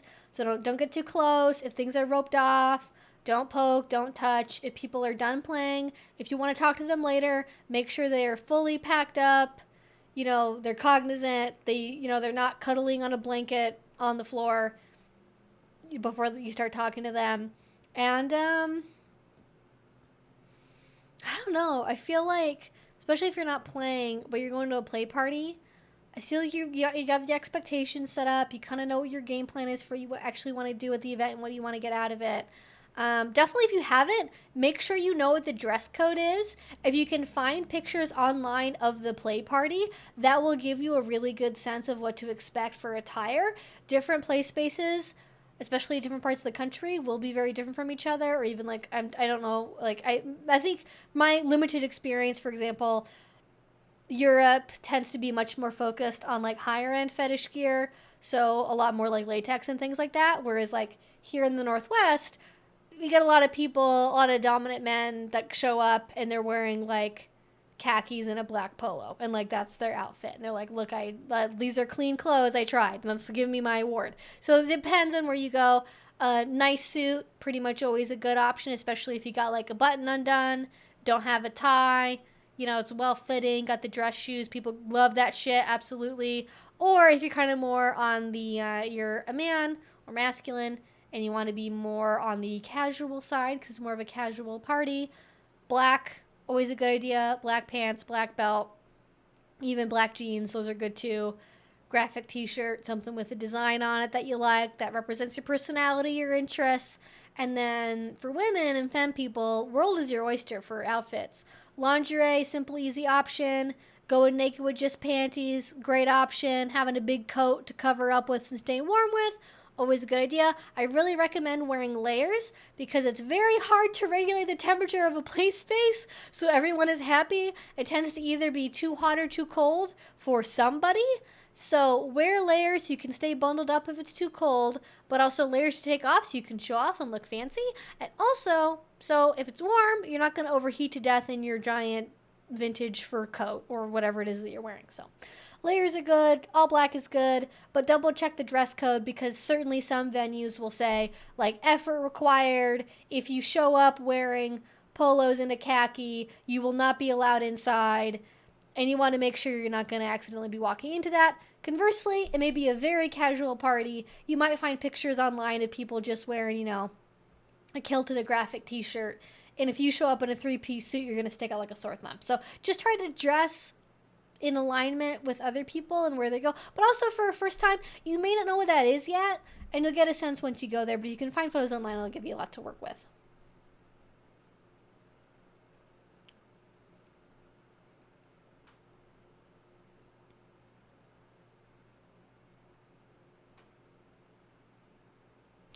I mean, yeah. I'm sorry. You do have to suck it up, Buttercup, if I don't see your question. I do try to get to everyone's questions. It is unfair if one person is asking 2 questions 10 times in my chat because it limits my ability to see other people's questions because it slows down me reading and getting to other questions. So I usually give people an opportunity at the end to re-ask questions, or if the chat goes too fast and I know that I've missed questions from earlier on, I'll ask people to say it again. But if you're saying the same thing every 10 minutes, you're reposting it, just please be respectful, okay? This is very simple. I understand you want to have your question answered, but I try to go in the order that questions get asked as much as I possibly can, and that's just how to keep things fair.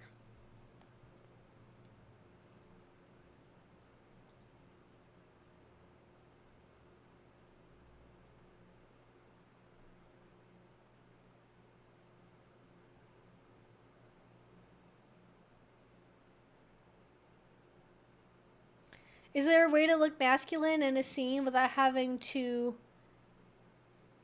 strap your chest? Oh, like wear a binder?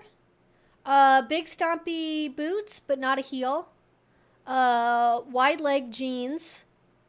Big belt. Wide, like boxy cut t-shirt, leather jacket, and some kind of cap, like a flat cap. Or a vest. Instead of a jacket, a vest. That's like what I have just described to you is how every single like butch of center leather woman that I know dresses in every single scene. But pants good, belt good, big boots. Honestly, if you don't pick anything else, wear the big boots. That's I think the main selling point. You want to have more of a rectangular shape. Maybe an inverted triangle. Kind of go for one of those. Stick to creating that kind of silhouette with your clothing, and I think you'll be on the way. Okay, I'm going to try to get to one more question. Yes, and also you can always use a super chat. That is the best way to make sure that I see and read your question, and it bumps you up to the front of the line. But obviously, we're at the end of the stream here, so I can't guarantee that it'll come in time at this point for me to be able to read it. I think you're really good at sensitively covering kinks you're not into, but your points about this one make sense. Thank you. You're so welcome. I just think the problem is that it's not something that people do in real life, so I'm kind of limited in how I can describe it.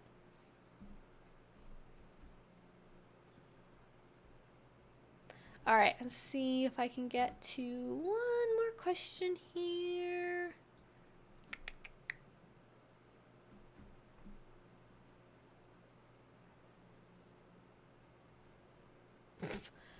I'm sorry if your dad is a rad femme. Evie is my favorite presenter on the Bandit channel. True. I mean, look at this dog. You can't even see her little head.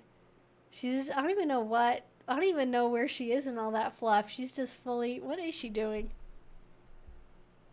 Oh, she looks like a little sleeping angel. So sweet.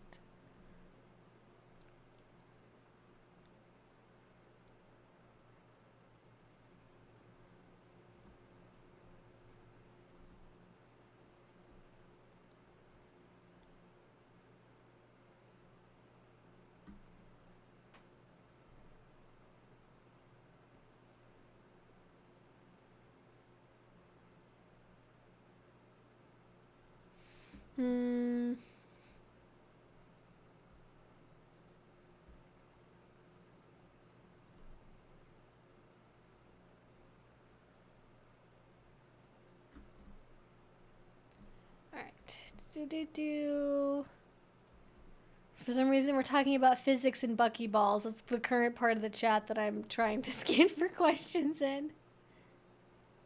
Don't mind them, Evie. It's your channel, your place, your rules, vibes, etc. Yeah, I know. I mean, I want to be mindful of people. I know it's really tough to talk about politics, and like some people don't like that, and they're here just only for answering the questions. But like, I have basically only been answering questions for like 5 straight years in a row. So I think it's okay if I take a little bit of a,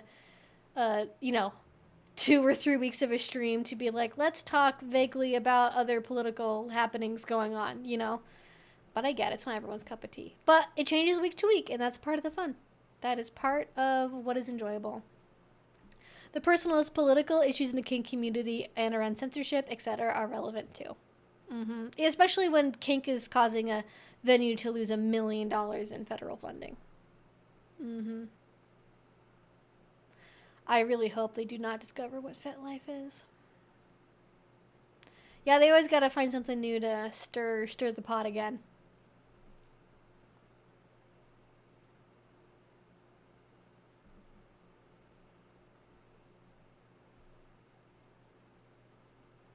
What is wrong with having a drink as long as you're not drunk? I don't see the issue. I think sort of the issue is you can't ever really monitor it to make sure somebody only ever has one drink. And one drink can affect different people very differently. Like, I've definitely started to feel tipsy off of one drink if it's particularly strong and it's like, you know, a big one. Whereas other people maybe wouldn't feel that at all. So to be on the safe side, most places have a, like, 0 tolerance total sobriety policy. Like, as in, no drinks in the venue itself, no drinking, no anything. If you do drink, like maybe it's at a play party where drinking is happening because it's centered around maybe service or something where that's more normal. You know, if you drink, then you can't play. And because if you have drinks, you can't necessarily completely easily keep track of exactly how many drinks somebody has had. And then you can't tell for an individual person how many drinks is like too many. They tend to go off of just the rule of like, there's no drinking here. Please don't openly drink. If you are intoxicated, you should not be playing. And I mean, I think a drink for some people is probably fine. I think especially if you're intoxicated, I feel like that only ever like takes away from the kink experience, aside of maybe doing some specific things with that. But for the most part, I think being drunk or high like takes away from your ability to enjoy kink. But you know, that's my opinion on it.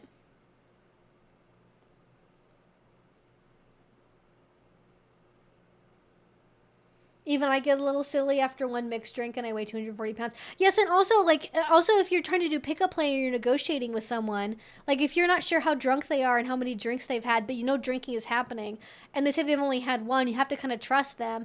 And you can later find out that wasn't true, and they were, like, fibbing, or actually, like, only one drink, you know, takes them out of it. Like, it just makes consent really complicated. But I think in principle, like, if it's your own relationship, your own private house, you make the rules. If you're with a partner and you've negotiated stuff and you're fine with it, like, you can go to dinner and have 2 glasses of wine and come home and do a spanking. Like, I'm not going to stop you, but I think in a public venue, from a risk perspective and liability perspective for the venue, I mean, who wants to have somebody, like, vomit because they've had too much to drink and they've got a ball gag on? Like, that's not a good, we don't want that to happen. So I think in general, I'm okay with there being a prohibition against drinking at most BDSM venues, but there's not necessarily anything inherently wrong with having a drink under any circumstances. I think having a public venue where strangers are playing and there's a lot of questions involved with knowing how drunk somebody is, what their tells are. It's just there's too many moving parts there. I think, however, if you're doing it in your own private home, like, no one's going to stop you. Well, they shouldn't, at least. It makes coordination so much harder. It's just, yeah, there's like, it's the hand-eye coordination goes out the window, communication, paying attention to important things. Like, it just makes everything more difficult and risky for sure.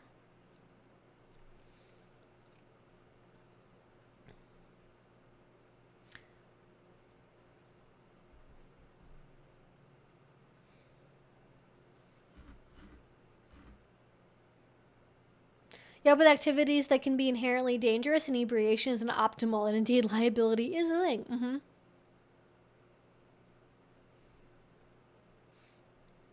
All right, I think that is where I'm going to end things for tonight.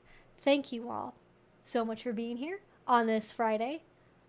I am going to endeavor next time to keep everything to questions as much as possible. I apologize for my ranting and rambling if that offends. But thank you so much for hanging out with me on this Friday night. No big things of note. Stream next Monday. Video this weekend. I don't have a date yet, but we should be having another field class. Probably the middle of this month. Maybe would it be the 19th? I think probably. So keep an eye out for that.